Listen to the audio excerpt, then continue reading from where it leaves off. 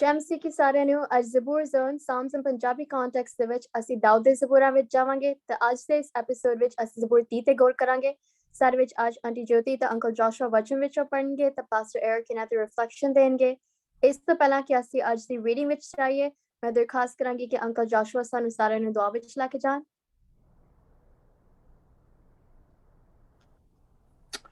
ਆਓ ਅਸੀਂ ਆਪਣੀਆਂ ਅੱਖਾਂ ਨੂੰ ਬੰਦ ਕਰੀਏ ਤੇ ਖੁਦਾ ਦੀ ਹਜ਼ੂਰੀ ਦੇ ਵਿੱਚ ਆਪਣੇ ਆਪ ਨੂੰ ਲੈ ਕੇ ਚੱਲੀਏ। ਖੁਦਾਵੰਦ ਤੇਰਾ ਸ਼ੁਕਰ ਕਰਦੇ ਹਾਂ ਤੇਰੀ ਦਿੱਤੀ ਤੰਦਰੁਸਤੀ ਦੇ ਲਈ। ਸਾਨੂੰ ਸਭ ਨੂੰ ਖੁਦਾਵੰਦ ਤੂੰ ਨੇ ਜ਼ਿੰਦਾ ਜ਼ਮੀਨ ਤੇ ਰੱਖਿਆ ਤੇ ਤੰਦਰੁਸਤੀ ਦਿੱਤੀ।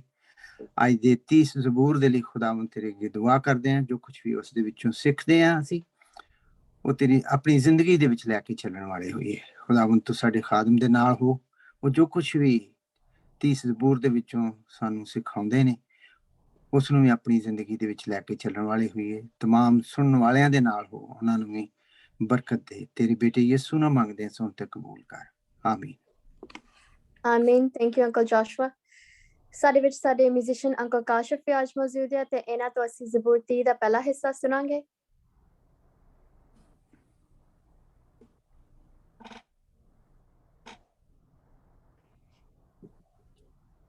Thank you Angel. ਜੈ ਮਸੀਹ ਦੀ ਸਾਰਿਆਂ ਨੂੰ। ਜੈ ਮਸੀਹ। ਜ਼ਬੂਰ 30 ਦੇ ਦੋ ਹਿੱਸੇ ਨੇ। ਦਾ ਪਹਿਲਾ ਹਿੱਸਾ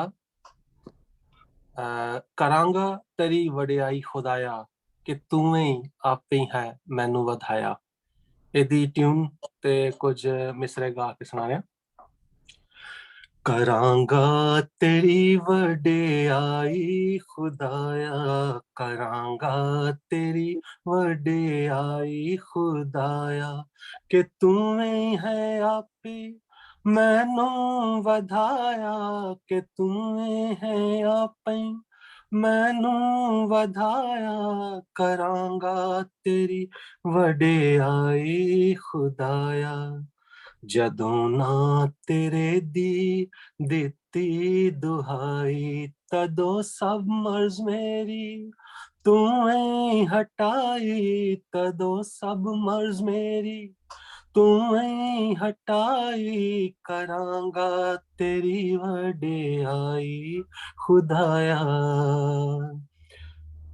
ਮੇਰੀ ਜਾਨ ਕਬਰ ਤੋਂ ਬਾਹਰ ਲੈ ਆਇਆ, ਮੇਰੀ ਜਾਨ ਕਬਰ ਤੋਂ ਬਾਹਰ ਲੈ ਆਇਆ। ਟੋਏ ਵਿੱਚ ਪੈਣ ਤੋਂ ਮੈਨੂੰ ਬਚਾਇਆ, ਟੋਏ ਵਿੱਚ ਪੈਣ ਤੋਂ ਮੈਨੂੰ ਬਚਾਇਆ।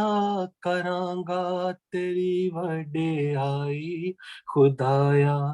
ਖੁਦਾ ਦੇ ਪਾਕ ਲੋਕੋ ਮਿਲ ਕੇ ਗਾਓ, ਖੁਦਾ ਦੇ ਪਾਕ ਲੋਕੋ ਮਿਲ ਕੇ ਗਾਓ। ਯਹੋਵਾ ਦੇ ਨਾਂ ਦੀ, ਯਹੋਵਾ ਦੀ ਯਾਦ ਵਿੱਚ ਖੁਸ਼ੀਆਂ ਮਨਾਓ, ਯਹੋਵਾ ਦੀ ਯਾਦ ਵਿੱਚ ਖੁਸ਼ੀਆਂ ਮਨਾਓ। ਕਰਾਂਗਾ ਤੇਰੀ ਵਡਿਆਈ ਖੁਦਾਇਆ ਕਿ ਤੂੰ ਹੀ ਹੈ ਆਪੇ ਮੈਨੂੰ ਵਧਾਇਆ। ਕਰਾਂਗਾ ਤੇਰੀ ਵਡਿਆਈ ਖੁਦਾਇਆ। ਆਮੀਨ ਆਮੀਨ ਆਮੀਨ। Thank you uncle Kashif. ਆਓ ਹੁਣ ਅਸੀਂ ਅੱਜ ਦੀ ਰੀਡਿੰਗ ਵਿੱਚ ਚਲਾਂਗੇ ਆਂਟੀ ਜੋਤੀ ਤੇ ਅੰਕਲ ਜੋਸ਼ੂਆ ਦੇ ਨਾਲ।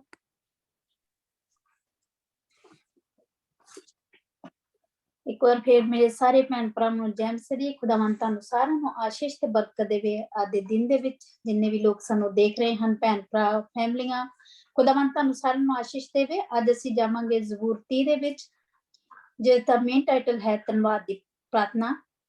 ਦਾਊਦ ਦਾ ਇੱਕ ਭਜਨ ਜੋ ਮੰਦਰ ਦੀ ਚਟ ਸਮੇਂ ਗਾਇਆ ਗਿਆ ਸੀ। ਮੈਂ ਇਸ ਦੀ ਪਹਿਲੀ ਆਇਤ ਪੜਾਂਗੀ।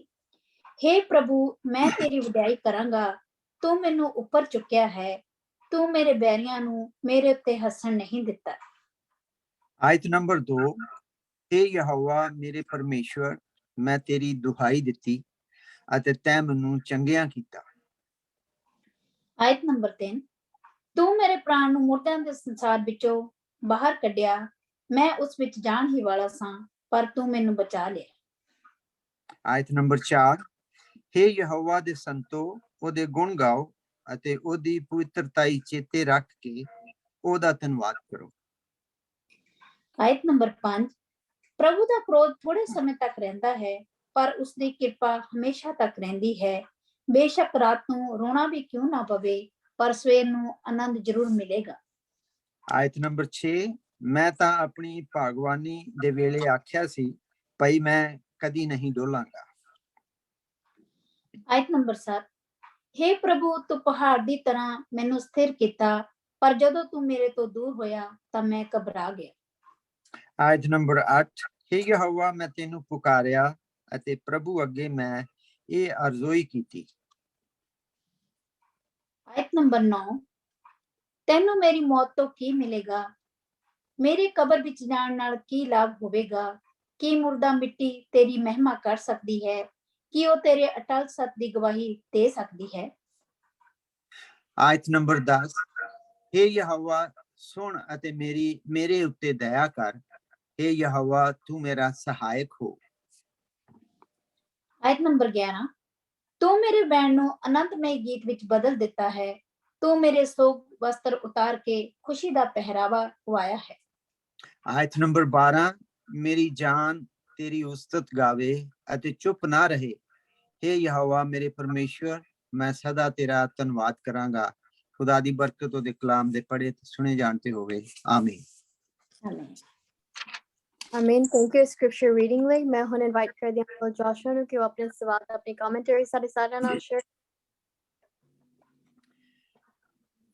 30 ਜ਼ਬੂਰ ਜਿਹੜਾ ਵਾ ਇਹ ਜਿੱਥੇ ਉਸ ਟਾਈਮ ਹੈਕਲ ਬਣਨੀ ਸੀ ਉਹਦੇ ਉੱਤੇ ਦਾਊਦ ਬਾਦਸ਼ਾਹ ਨੇ ਇਸ ਗੀਤ ਨੂੰ ਲਿਖਿਆ ਤੇ ਉਹ ਡੈਡੀਕੇਟ ਕੀਤਾ। A song for dedication of the temple of David, a celebration of God's deliverance. Earthly security is uncertain, but God is always faithful. David may have written this psalm when he dedicated Aruna's threshing floor, which became the future site of the temple and altar. God stopped the great plague he had used to discipline David. The serious illness in number 2 ayat may refer to an illness David's experienced or to the plague itself. Like a shot given by a doctor, the discomfort of God's anger lasts only a moment, but the God effects go on for a long time. Let God's anger be a sharp pain that warns you to turn from sin. That's it. Thank you uncle Joshua. ਮੈਂ invite ਕਰਦੀ ਹਾਂ aunty ਜੋਤੀ ਨੂੰ ਕਿ ਉਹ ਵੀ ਆਪਣੇ ਸਵਾਲ commentary ਸਾਡੇ ਸਾਰਿਆਂ ਨਾਲ ਸ਼ੇਅਰ ਕਰਨ। ਇਹ ਦਾਊਦ ਦਾ ਜ਼ਬੂਰ ਜਿੱਦਾਂ ਅਸੀਂ ਪੜ੍ਹਦੇ ਹਾਂ, ਇਸ ਨੂੰ ਜਦੋਂ ਅਸੀਂ ਸ਼ੁਰੂ ਕਰਦੇ ਹਾਂ ਇੱਕ ਆਪਣੇ ਆਪ ਦੇ ਵਿੱਚ ਹੀ ਉਹ ਇੱਕ ਰੈਫਰੈਂਸ ਦੀ ਤਰ੍ਹਾਂ ਹੋ ਜਾਂਦਾ ਕਿ ਜਦੋਂ ਅਸੀਂ ਇੱਕ ਲਾਈਨ ਇਸ ਦੀ ਪੜ੍ਹਦੇ ਹਾਂ ਕਿ ਉਹ ਆਪਣੇ ਆਪ ਹੀ ਇਸ ਤਰ੍ਹਾਂ ਉਸਦਾ ਮਤਲਬ ਨਿਕਲਦਾ ਹੈ ਕਿ ਇਸ ਤਰ੍ਹਾਂ ਲੱਗਦਾ ਜਦੋਂ ਅਸੀਂ ਪੜ੍ਹਦੇ ਹਾਂ ਕਿ ਉਹ ਸਾਡੇ ਲਈ ਹੈ, ਕਿਉਂਕਿ ਇਹ ਬਹੁਤ ਪਹਿਲੋਂ ਦੇ ਜ਼ਬੂਰ ਜਿਹੜੇ ਦਾਊਦ ਨੇ ਲਿਖੇ ਹੈ ਇੱਕ ਤਰ੍ਹਾਂ ਨਾਲ ਇਸ ਵਕਤ ਜੋ ਸਾਡੀ ਜ਼ਿੰਦਗੀ ਦੇ ਵਿੱਚ ਜੋ ਇਸ ਵਕਤ ਟਾਈਮ ਚੱਲ ਰਿਹਾ ਸੀ, ਜਿਸ ਤਰ੍ਹਾਂ ਕੋਵਿਡ ਚੱਲ ਰਿਹਾ ਸੀ, ਉਸਦੇ ਵਿੱਚ ਵੀ ਉਹ ਸਾਡੇ ਲਈ ਇੱਕ ਢਾਲ ਬਣ ਜਾਂਦੇ ਜਦੋਂ ਅਸੀਂ ਬਹੁਤ ਪਰੇਸ਼ਾਨ ਵੀ ਹੁੰਦੇ ਹਾਂ, ਜੋ ਸਾਨੂੰ ਕੋਈ ਸਟ੍ਰੈਸ ਹੁੰਦਾ, ਜੋ ਕੋਈ ਪਰੇਸ਼ਾਨੀ ਹੁੰਦੀ ਤਾਂ ਅਸੀਂ ਹਮੇਸ਼ਾ ਜ਼ਬੂਰਾਂ ਦੇ ਵਿੱਚ ਜਾਂਦੇ ਹਾਂ। ਜਿਸ ਤਰ੍ਹਾਂ ਅਸੀਂ ਕਹਿੰਦੇ ਹਾਂ ਕਿ ਅਗਰ ਸਾਨੂੰ ਪਾਵਰ ਚਾਹੀਦੀ ਹੈ ਖੁਦਾ ਦੀ ਤਾਂ ਅਸੀਂ ਜ਼ਬੂਰ ਹੀ ਪੜ੍ਹਦੇ ਹਾਂ। 91 ਜ਼ਬੂਰ ਜਿੱਦਾਂ ਬਹੁਤ ਹੀ ਪਾਵਰਫੁਲ ਜ਼ਬੂਰ ਹੈ। ਇਸ ਦੀਆਂ ਜਿਹੜੀਆਂ ਪਹਿਲੀਆਂ, ਜਿਸ ਤਰ੍ਹਾਂ ਬ੍ਰਦਰ ਜੀ ਨੇ ਪੜ੍ਹਿਆ ਕਿ ਪਹਿਲੀਆਂ 4 ਜਿਹੜੀਆਂ ਆਇਤਾਂ ਹਨ, ਇਹ ਵੀ ਮੈਨੂੰ ਵੀ ਇਹ ਬਹੁਤ ਚੰਗੀਆਂ ਲੱਗੀਆਂ ਹਨ ਕਿ हे ਪ੍ਰਭੂ ਮੈਂ ਤੇਰੀ ਵਡਿਆਈ ਕਰਾਂਗਾ, ਤੂੰ ਮੈਨੂੰ ਉੱਪਰ ਚੁੱਕਿਆ। ਖੁਦਾਵੰਦ ਆਪਣੇ ਆਪ ਆਪਣੇ ਬੱਚਿਆਂ ਨੂੰ ਜੋ ਖੁਦਾਵੰਦ ਦੇ ਨਾਲ ਚੱਲਦੇ ਹਨ, ਜਿਸ ਤਰ੍ਹਾਂ ਬਹੁਤ ਸਾਰੇ ਅੱਜ ਕੱਲ੍ਹ ਲੋਕ ਹਨ ਕਿ ਪ੍ਰਭੂ ਦੇ ਵਿੱਚ ਬਹੁਤ ਵੱਧ ਰਹੇ ਹਨ ਔਰ ਪ੍ਰਭੂ ਦੀ ਜੇ ਦੂਸਰੀਆਂ ਕੌਮਾਂ ਦੇ ਲੋਕ ਵੀ ਜਿਸ ਤਰ੍ਹਾਂ ਪਾਸਟਰ ਜੀ ਸਾਨੂੰ ਦੱਸਦੇ ਵੀ ਆ ਕਿ ਦੂਸਰੀਆਂ ਕੌਮਾਂ ਦੇ ਲੋਕ ਵੀ ਅੱਜ ਕੱਲ੍ਹ ਬਹੁਤ ਅੱਗੇ ਆ ਰਹੇ ਨੇ, ਜਿਨ੍ਹਾਂ ਨੂੰ ਪ੍ਰਭੂ ਯਿਸੂ ਮਸੀਹ ਬਾਰੇ ਕੁਝ ਪਤਾ ਨਹੀਂ ਸੀ, ਉਹ ਅੱਜ ਆਨਲਾਈਨ ਇੱਕ ਐਸਾ ਜ਼ਰੀਆ ਹੈ ਕਿ ਅੱਜ ਉਹ ਲੋਕ ਕਾਫੀ ਕੁਝ ਜਾਣ ਚੁੱਕੇ ਹਨ ਕਿ ਪ੍ਰਭੂ ਯਿਸੂ ਕੌਣ ਹੈ। ਔਰ ਜਿਸ ਤਰ੍ਹਾਂ ਕਿ ਖੁਦਾਵੰਦ ਸਾਨੂੰ ਆਪਣੇ ਆਪ ਯੂਜ਼ ਕਰਦਾ ਹੈ ਜਦੋਂ ਸਾਡੀ ਕੋਈ ਲਿਆਕਤ ਨਹੀਂ ਹੁੰਦੀ, ਸਾਡੇ ਵਿੱਚ ਕੋਈ ਵੀ ਐਸੀ ਖੂਬੀ ਨਹੀਂ ਹੁੰਦੀ ਕਿ ਅਸੀਂ ਪ੍ਰਭੂ ਦੇ ਬਾਰੇ ਕੁਝ ਕਹਿ ਸਕੀਏ, ਲੇਕਿਨ ਪ੍ਰਭੂ ਦੇ ਬਚਨਾਂ ਇੰਨੇ ਪਾਵਰਫੁਲ ਹਨ ਕਿ ਅਸੀਂ ਆਪਣੇ ਆਪ ਜਦੋਂ ਅਸੀਂ ਇਸ ਨੂੰ ਪੜ੍ਹਦੇ ਹਾਂ ਕਿ ਸਾਨੂੰ ਇਸ ਦੇ ਉੱਤੇ ਕਿਸ ਤਰ੍ਹਾਂ ਚੱਲਣਾ ਚਾਹੀਦਾ ਹੈ। ਖੁਦਾਵੰਦ ਦੇ ਦਾਊਦ ਦੇ ਭਜਨ ਖੁਦਾਵੰਦ ਦੇ ਅੱਗੇ ਐਸੇ ਉਸਨੇ ਆਪਣੇ ਹਿਸਾਬ ਦੇ ਨਾਲ ਆਪਣੀ ਸੋਚ ਦੇ ਨਾਲ ਲਿਖੇ ਹਨ ਕਿ ਉਹ ਸਾਡੀ ਬਹੁਤ ਵੱਡੀ ਇੱਕ ਤਰ੍ਹਾਂ ਦੀ ਪਾਵਰ ਹੁੰਦੀ। ਮੈਨੂੰ ਇਸ ਜ਼ਬੂਰ ਦੇ ਵਿੱਚ ਜ਼ਿਆਦਾ ਕੁਝ ਮੈਨੂੰ ਪਤਾ ਹੈਗਾ, ਲੇਕਿਨ ਇਸ ਦੀਆਂ ਪਹਿਲੀਆਂ 4 ਲਾਈਨਾਂ ਬਹੁਤ ਹੀ ਪਿਆਰੀਆਂ ਹਨ ਕਿ ਤੂੰ ਮੇਰੇ ਵੈਰੀਆਂ ਨੂੰ ਮੇਰੇ ਉੱਤੇ ਹੱਸਣ ਨਹੀਂ ਦਿੰਦਾ। ਜਦੋਂ ਜਿੰਨੇ ਵੀ ਮਰਜ਼ੀ ਕਮਜ਼ੋਰ ਹੋਈਏ ਕਿ ਖੁਦਾਵੰਦ ਹਮੇਸ਼ਾ ਸਾਨੂੰ ਆਪਣਾ ਬਲ ਦਿੰਦਾ ਹੈ, ਆਪਣੇ ਵਿੱਚ ਵਧਾਉਂਦਾ ਹੈ। ਚਾਹੇ ਅਸੀਂ ਬਹੁਤ ਕੁਛ ਅਸੀਂ ਐਸੇ ਦੁੱਖਾਂ ਤਕਲੀਫਾਂ ਚੋਂ ਵੀ ਨਿਕਲਦੇ ਹਾਂ, ਲੇਕਿਨ ਖੁਦਾਵੰਦ ਸਾਨੂੰ ਕਦੀ ਵੀ ਨਹੀਂ ਛੱਡਦਾ। ਅਸੀਂ ਹਮੇਸ਼ਾ ਪ੍ਰਭੂ ਦੇ ਅੱਗੇ ਪ੍ਰਾਰਥਨਾ ਕਰਦੇ ਹਾਂ ਔਰ ਉਸਦਾ ਧੰਨਵਾਦ ਕਰੀਏ। ਮੇਰਾ ਇਹ ਕਹਿਣਾ ਹੈ ਕਿ ਜਿੰਨੇ ਵੀ ਲੋਕ ਇਸ ਵਕਤ ਸਾਨੂੰ ਦੇਖ ਰਹੇ ਹਨ, ਆਪਣੀਆਂ ਫੈਮਲੀਆਂ ਦੇ ਵਿੱਚ ਬੈਠਣ, ਆਪਣੇ ਘਰਾਂ ਦੇ ਵਿੱਚ ਆਪਣੀਆਂ ਫੈਮਲੀਆਂ ਦੇ ਨਾਲ ਬੈਠ ਕੇ, ਆਪਣੇ ਬੱਚਿਆਂ ਦੇ ਨਾਲ ਬੈਠ ਕੇ ਪ੍ਰਭੂ ਦੇ ਵਚਨ ਨੂੰ ਪੜ੍ਹਨ ਔਰ ਸੁਣਨ, ਔਰ ਖੁਦਾਵੰਦ ਦਾ ਹਮੇਸ਼ਾ ਧੰਨਵਾਦ ਕਰੀਏ ਕਿ ਉਹ ਸਾਨੂੰ ਹਮੇਸ਼ਾ ਇੱਕ ਰੋਜ਼ ਨया ਦਿਨ ਦਿੰਦਾ ਹੈ ਔਰ ਇੱਕ ਨया ਸਾਹ ਦਿੰਦਾ ਹੈ ਕਿ ਅਸੀਂ ਪ੍ਰਭੂ ਦਾ ਧੰਨਵਾਦ ਕਰ ਸਕੀਏ। Thank you. Thank you aunty Jyoti. ਮੈਂ ਹੁਣ ਇਨਵਾਈਟ ਕਰਦੇ ਹਾਂ ਪ੍ਰਕਾਸ਼ ਨੂੰ ਕਿ ਉਹ ਵੀ ਆਪਣੇ ਸਵਾਲ ਤੇ ਆਪਣੇ ਕਮੈਂਟਰੀ ਸਾਡੇ ਸਾਥ ਸ਼ੇਅਰ ਕਰਨ।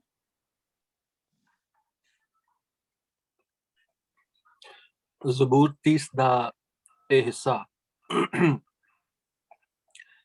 ਜ਼ਾਹਿਰ ਕਰਦਾ ਹੈ ਕਿ ਜਿਸ ਤਰ੍ਹਾਂ ਦਾਊਦ ਨੇ ਲਿਖਿਆ, ਕਰਾਂਗਾ ਤੇਰੀ ਵਡਿਆਈ ਖੁਦਾਇਆ ਕਿ ਤੂੰ ਹੀ ਹੈ ਆਪੀ ਮੈਨੂੰ ਵਧਾਇਆ। ਉਹਨੇ ਜ਼ਿਕਰ ਕੀਤਾ ਕਿ ਜਿਸ ਤਰ੍ਹਾਂ ਬਿਮਾਰੀਆਂ ਤੋਂ ਮੈਨੂੰ ਸ਼ਿਫਾ ਦਿੱਤੀ, ਉਹਨੇ ਆਪਣਾ ਮੂੰਹ ਮੇਥੋਂ ਨਹੀਂ ਛੁਪਾਇਆ। ਅਸੀਂ ਦੁਸ਼ਮਣਾਂ ਤੋਂ ਬਚਾਉਣ ਦੀ ਗੱਲ ਕੀਤੀ ਇੱਥੇ, ਜਿਹੜੇ ਵੈਰੀ ਨੇ ਉਹਨਾਂ ਤੋਂ। ਇਹ ਬਿਮਾਰੀ ਕਹਿੰਦਾ ਤਦੋਂ ਸਭ ਮਰਜ਼ ਮੇਰੀ ਤੂੰ ਹੀ ਹਟਾਈ, ਜਦੋਂ ਮੈਂ ਨਾ ਤੇਰੇ ਦੀ ਦਿੱਤੀ ਦੁਹਾਈ, ਤਦੋਂ ਸਭ ਮਰਜ਼ ਮੇਰੀ ਤੂੰ ਹੀ ਹਟਾਈ। ਇਹ ਬਿਮਾਰੀ, ਦੁਸ਼ਮਣ, ਵੈਰੀ, ਜ਼ਿੰਦਗੀ ਦੀਆਂ ਰੋਜ਼ਗਾਰ ਦੀਆਂ ਮੁਸ਼ਕਲਾਂ, ਇਹ ਸਾਡੀਆਂ ਮੁਸ਼ਕਲਾਂ, ਇਹ ਬਿਮਾਰੀਆਂ, ਇਹ ਸਾਡੇ ਦੁਸ਼ਮਣ ਨੇ। ਲੋਕੀ ਵੀ ਸਾਡੇ ਦੁਸ਼ਮਣ ਹੋ ਸਕਦੇ ਨੇ, ਲੇਕਿਨ ਇਹ ਤੇ ਖੁਦਾਵੰਦ ਦੀ ਮਿਹਰਬਾਨੀ ਦੇ ਨਾਲ ਸਿਰਫ ਉਹਦਾ ਚਿਹਰਾ ਇੱਕ ਦਫਾ ਅਗਰ ਆਪਣੇ ਲੋਕਾਂ ਤੇ ਚਮਕੇ। ਇੱਕ ਦਫਾ ਮੈਂ ਕਿਤੇ ਇੱਕ ਫਿਕਸ਼ਨਲ ਫਿਲਮ ਸੀ ਦ ਪ੍ਰੋਫੈਸੀ, ਉਹਦੇ ਚ ਉਹਨਾਂ ਨੇ ਦਿਖਾਇਆ ਕਿ ਜੀ ਸ਼ੈਤਾਨ ਜਿਹੜਾ ਉਹ ਆਵਾਜ਼ਾਰ ਹੈ ਫਰਿਸ਼ਤਿਆਂ ਤੋਂ, ਤੇ ਉਹ ਲੜਾਈ ਹੋ ਗਈ ਹੈ ਫਰਿਸ਼ਤਿਆਂ ਦੀ ਆਪਸ ਚ,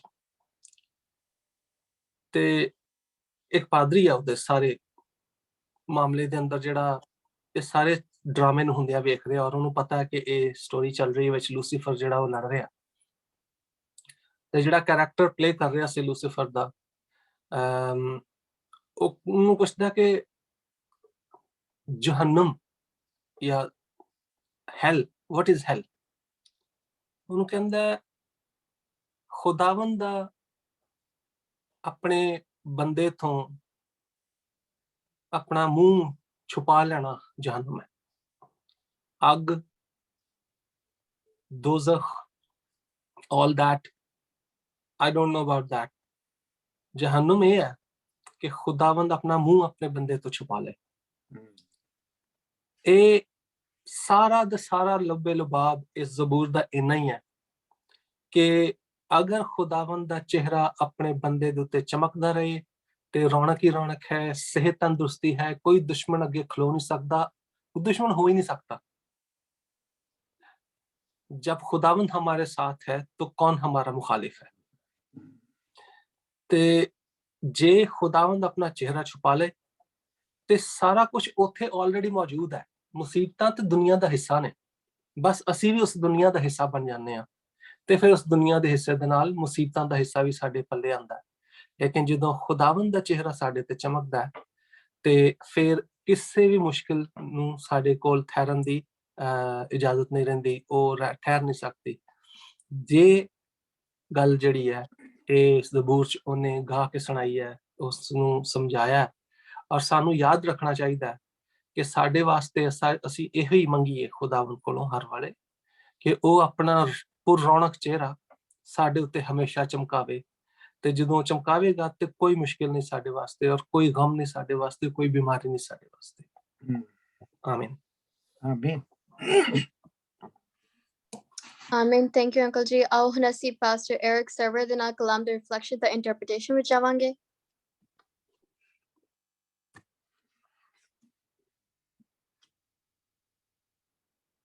पास्टर जी अपना माइक अनम्यूट कर लें। बहुत बहुत शुक्रिया जी सारे साढ़े पैनलिस्ट का, सिस्टर ज्योति, अंकल जोशवा, एंजल और भाई चौहान साहब का, और जिन्ने साढ़े सज्जन मित्र दोस्त भैन भरा सारे प्रोग्राम वेखण डे ने। मैं बार बार कहना वा कि असी अपना काम करने, तुसी अपना काम करो। तुहाडे कोल अगर शेयर का बटन हैवे तो जिन्ने लोगों तक असी पहुँच सकने असी पहुँचने, बाकी जिन्ने लोगों तक तुसी पहुँच सकते हो इस अज के डिवोशन नूं, अज के जबूर जोन नूं अपने अपने पेज ते शेयर करो, दोस्तों भैनों भरावां नाल शेयर करो ताकि वह भी कलाम के वसीले बरकत पा सकन। सो अज असीं पहुंचे हैं जी फिर जबूर नंबर 30 ते, और जबूर नंबर 3 जिहड़ा वे ना जो मैं पढ़न डया हाँ तो इंज लगन डया ही कि जिवें तुसीं जिहड़े लोग डिजनीलैंड गए ने ना, या जिन्हां लोकां ने रोलर कोस्टर च बैठे ने। रोलर कोस्टर ना इत्थे बड़ी फास्ट चलदी है, कई बड़ी उच्ची जाती है तो जो लंघदी है ना उत्ते थल्ले हुंदी जिवें ढिड च गरोड़ियां जी उठदियां ने फिर, ठीक है। तो या तो बंदा हसदा तो या रोंदा तो या फिर ना घुट के उन्हें फड़िया होंगे सैड ते कि मैं अगले डिग ही ना पवां। तो मतलब इंज दे बड़ी ना अपसाइड डाउन। सो एक्चुअली जिहड़ा ए जबूर है ना, मैनूं इंज लगन डया वे कि this is a complex roller coaster of emotions. ਜਿਹੜੇ इंसानी जज्बात ने, इंसानी इमोशनस है ना, ਜਿਹੜੇ भावना ਜਿਹੜੀਆਂ ਨੇ, भाव ਜਿਹਨੂੰ ਕਹਿੰਦਾ बड़े भाव वहान ਡਿਆ ਸਾਨੂੰ ना, एक ਹੁੰਦਾ ना बड़ा जी वहान ਡਿਆ ਸਾਨੂੰ अपने इमोशन शो करन ਡਿਆ, अपना एटीट्यूड वहा रहा है ना, ठीक है। सो भाव ਜਿਹੜੇ ਨਾ ਇਹਦਾ ਤਕਰੀਬਨ it's a full roller coaster साम फुल ऑफ ह्यूमन इमोशनस। ਹੁਣ ਇਹਦੇ 'ਚ इमोशन ਵੇਖੋ ਕਿੰਨੇ ਕਿਸਮ ਦੇ ਆਉਣਗੇ, ਲੇਕਿन ਅੱਗੇ ਜਾਣ ਤੋਂ ਪਹਿਲਾਂ ਜਿਹੜਾ ਜ਼ਬੂਰ ਦਾ ਸਰਨਾਮਾ ਹੈ, ਜਦੋਂ ਸਰਨਾਮੇ ਤੇ ਅਸੀਂ ਗੱਲ ਕਰਨੇ ਆ, और असी वेखने जी कि दाऊद का मजमूर, so it's a lyrical poetry जी गाई जाती है। सो इट वाज जबूर से जो गाया जाता ही, लेकिन जो यदा हिस्टोरिकल कॉन्टैक्सट है वो बारे स्कॉलर्स जोड़े ने वो तकरीबन तकसीम ने, मतलब डिवाइडेड फ्रैगमेंटेड, किसी का कुछ ख्याल है किसी का कुछ ख्याल है। मैं तुहाडे सामने तिन्ने चारे ख्याल रख देना, तुहानूं जिहड़ा चंगा लगता है ना वो तुसीं ले लो, ठीक है। साढ़े तो ना रहो, अपने आप तो रहो, आप ही पिक कर लो तुहानूं किहड़ा सही लगता है, ठीक है। नंबर 1 पहला ख्याल जो अंकल जोशवा पेश किया वे कि बाद स्कॉलर का ख्याल है वे कि दाऊद ने जो यबूसी अरूना का खलियान खरीदया ना खुदा की हैकल बनाने तो उदों शायद दाऊद ने ये हैकल की दुआ की है। लेकिन ऑब्वियसली स्कॉलर कहते हैं क्योंकि इतने क्लीयर है कि हैकल की तकदीस की जाती है। दो चीज़ां होंदियां ने हैकल तकदीस का मतलब है वे, एक तो है वे कि ऑलरेडी बिल्डिंग खलोती हुई है और उस कंस्ट्रक्शन जिहड़ा प्रोजैक्ट है ਜਦੋਂ ਉਹ ਮੁਕੰਮਲ ਹੋ ਗਿਆ ਫਿਰ ਤੁਸੀਂ ਪਹਿਲੀ ਵਾਰੀ ਉਹਦੇ 'ਚ ਜਾਣ ਲੱਗੇ ਹੋ ਤੇ ਤੁਸੀਂ ਉਹਦੀ ਕੀ ਕਰਨ ਡਏ ਹੋ, ਡੈਡੀਕੇਸ਼ਨ ਕਰਨ ਡਏ ਹੋ, ਉਹਨੂੰ ਤੁਸੀਂ ਤਕਦੀਰ। ਦੂਜਾ ਇਹ ਹੁੰਦਾ ਵੇ ਕਿ ਜਦੋਂ ਤੁਸੀਂ ਕਿਸੇ ਆਲਰੇਡੀ ਇਸਤੇਮਾਲਸ਼ੁਦਾ ਕਿਸੇ ਚੀਜ਼ ਨੂੰ ਦੁਬਾਰਾ ਤੋਂ ਰੀਕਮਿਟ ਕਰਦੇ ਹੋ ਕਿ ਜੀ ਅਸੀਂ ਇਹ ਪਹਿਲਾਂ ਇਸ ਕੰਮ ਲਈ ਇਸਤੇਮਾਲ ਹੁੰਦੀ ਸੀ, ਹੁਣ ਅਸੀਂ ਇਹਨੂੰ ਇਸ ਕੰਮ ਲਈ ਕਰਨ ਲੱਗੇ ਹਾਂ, दैट इज़ आल्सो कॉल तकदीस, ठीक है। डेडिकेशन पंजाबी की लफ्ज़ है जी तुहाडे कोल सरनामे दे विच, हैकल की है जी? ਚੱਠ। ਚੱਠ ਇਹ बड़ा मुश्किल लफ्ज़ है, तुहाडे कोल की है जी सिस्टर ज्योति? हाँ जी चाठी पास्टर जी। ਚੱਠ ਹੁਣ ਦੱਸੋ, ਚੱਠ ਮੈਂ ਸੁਣਿਆ ਪਹਿਲੀ ਵਾਰ ਜ਼ਿੰਦਗੀ 'ਚ ਹੈ। और जिदा कहते हैं ना पास्टर जी लैंड ब्रेकिंग सेरेमनी जी, हाँ वो चीज है। ओके मरो ठीक हो गया, मतलब ना मतलब फाउंडेशन स्टोन या लैंडमार्क जिन्होंने कहा जाता ना कि मार्किंग करना, या फिर जिवें कोने के सिरे का पत्थर रखना, जो पहला पत्थर रखा है ना जिन्होंने कहते हैं पहला पत्थर रखना, ठीक है ना। ओके नाउ सो अगर असी लफ्ज हैकल ते जाइए तो ऑब्वियसली दाऊद के जमाने ते हैकल कोई नहीं सी। तो जिहड़ा हैकल का कॉन्सैप्ट दाऊद दे नाल ना वो तो हो गया साइड ते।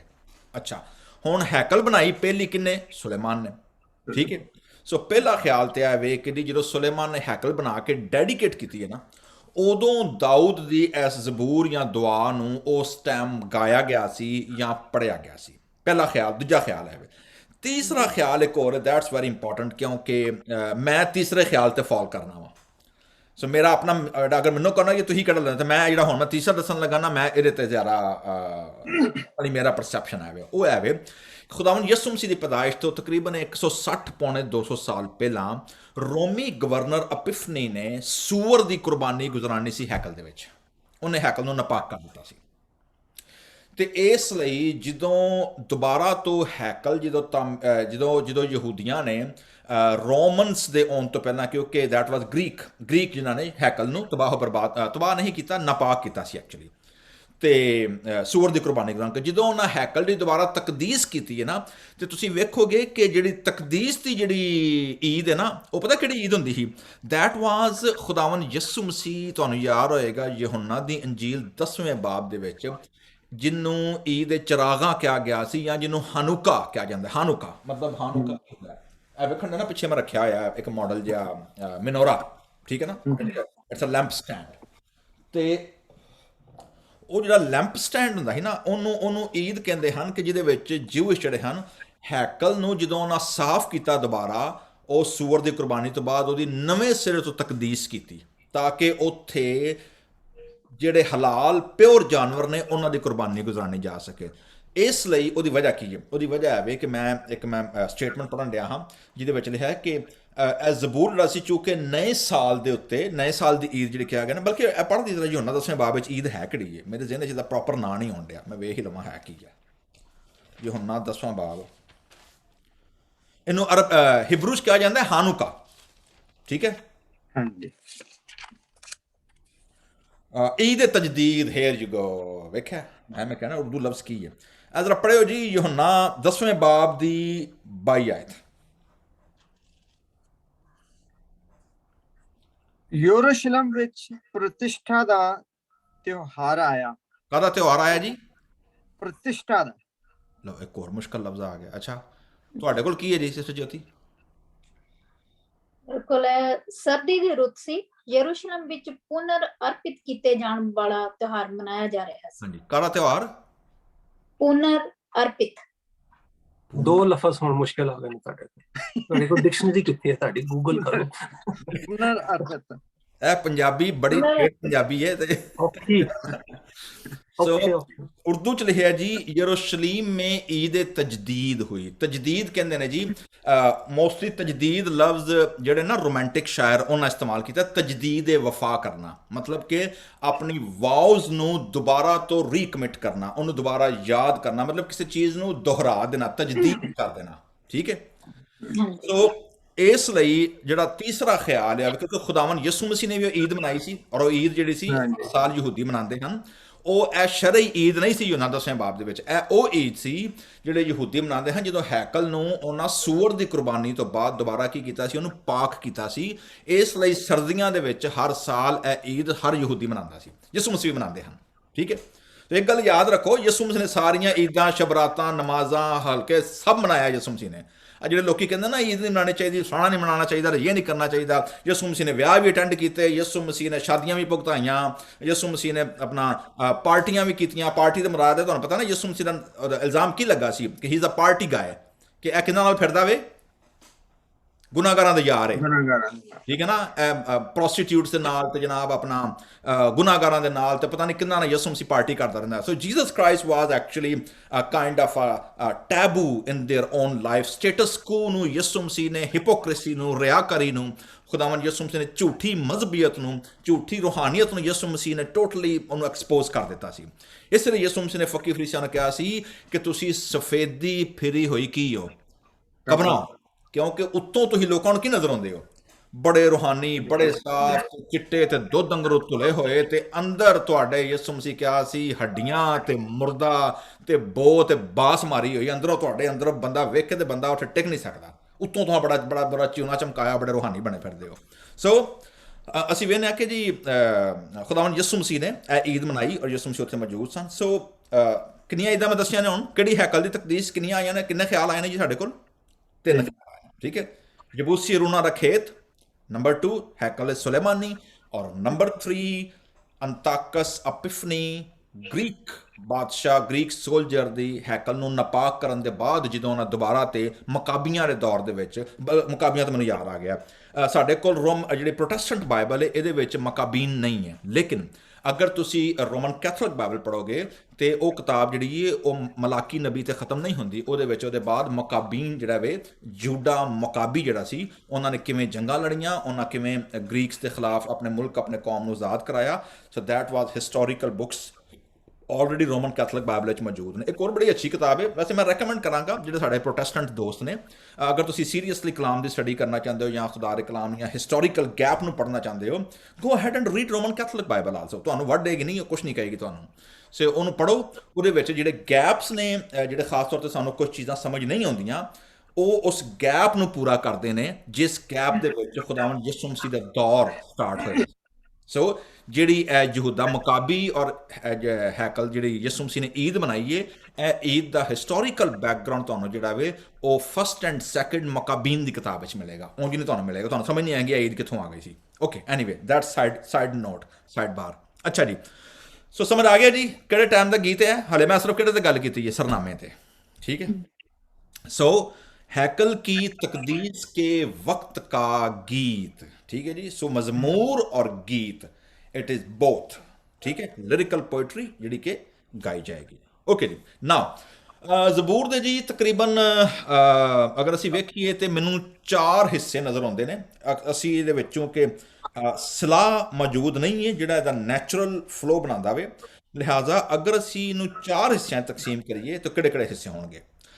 ਪਹਿਲੀਆਂ ਜਿਹੜੀਆਂ 3 ਆਇਤਾਂ ਨੇ, ਦੈਟ ਇਜ਼ ਪ੍ਰੇਜ਼ ਫॉर ਡਿਲੀਵਰੈਂਸ, ਯਾਨੀ ਜਿਹੜਾ ਜ਼ਬੂਰ ਨਵੀਸ ਹੈ ਦਾਊਦ ਹੈ ਜਿਹੜਾ ਉਹ ਆਪਣੀ ਪਰਸਨਲ ਰਿਹਾਈ ਦੀ, ਆਪਣੀ ਪਰਸਨਲ ਜਿਹੜਾ ਖੁਦਾ ਨੇ ਜ਼ਿੰਦਗੀ 'ਚ ਕੰਮ ਕੀਤਾ ਨਾ ਉਹਦੀ ਉਹ ਕੀ ਦੇ ਰਿਹਾ ਵੇ, ਉਹਦੇ ਵਾਸਤੇ ਖੁਦਾ ਦਾ ਸ਼ੁਕਰ ਅਦਾ ਕਰਨ ਡਿਆ ਵੇ। ਓਕੇ, ਉਹਦੇ ਬਾਅਦ ਜਿਹੜੀ 4ਥੀ ਤੇ 5ਵੀਂ ਆਇਤ ਹੈ, ਇਹ ਇਨਵੀਟੇਸ਼ਨ ਹੈ ਪੂਰੀ ਕੌਮ ਨੂੰ ਕਾਰਪੋਰੇਟ ਪ੍ਰੇਜ਼ ਨੂੰ ਉਹ ਇਨਵਾਈਟ ਕਰਦਾ ਵੇ। ਵੇਖੋ ਮੈਂ ਬਾਰ-ਬਾਰ ਜ਼ਿਕਰ ਕਰਨਾ ਵਾ, ਅਸੀਂ ਜਿਸ ਮੁਲਕ 'ਚ ਰਹਿੰਦੇ ਹਾਂ, ਅਸਲ ਚੂੰਕਿ ਮੈਂ ਅਮਰੀਕਾ ਤੋਂ ਬੋਲ ਰਿਹਾ ਵਾਂ, ਭਾਈ ਚੌਹਾਨ ਸਾਹਿਬ ਇੰਗਲੈਂਡ ਤੋਂ ਨੇ, ਬਾਕੀ ਸਾਡੇ 3 ਪੈਨਲਿਸਟ ਵੀ ਕੈਲੀਫੋਰਨੀਆ, ਅਸੀਂ ਅਮਰੀਕਾ ਤੋਂ ਹਾਂ।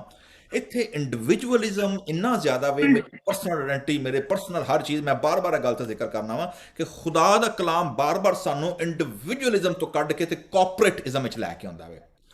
ਆਈ ਦੀ ਜਗ੍ਹਾ ਵੀ ਦੀ ਹਮੇਸ਼ਾ ਗੱਲ ਕਰੇਗਾ, ਪਰਸਨਲ ਦੀ ਜਗ੍ਹਾ ਹਮੇਸ਼ਾ ਕਮਿਊਨਿਟੀ ਦੀ ਗੱਲ ਕਰੇਗਾ।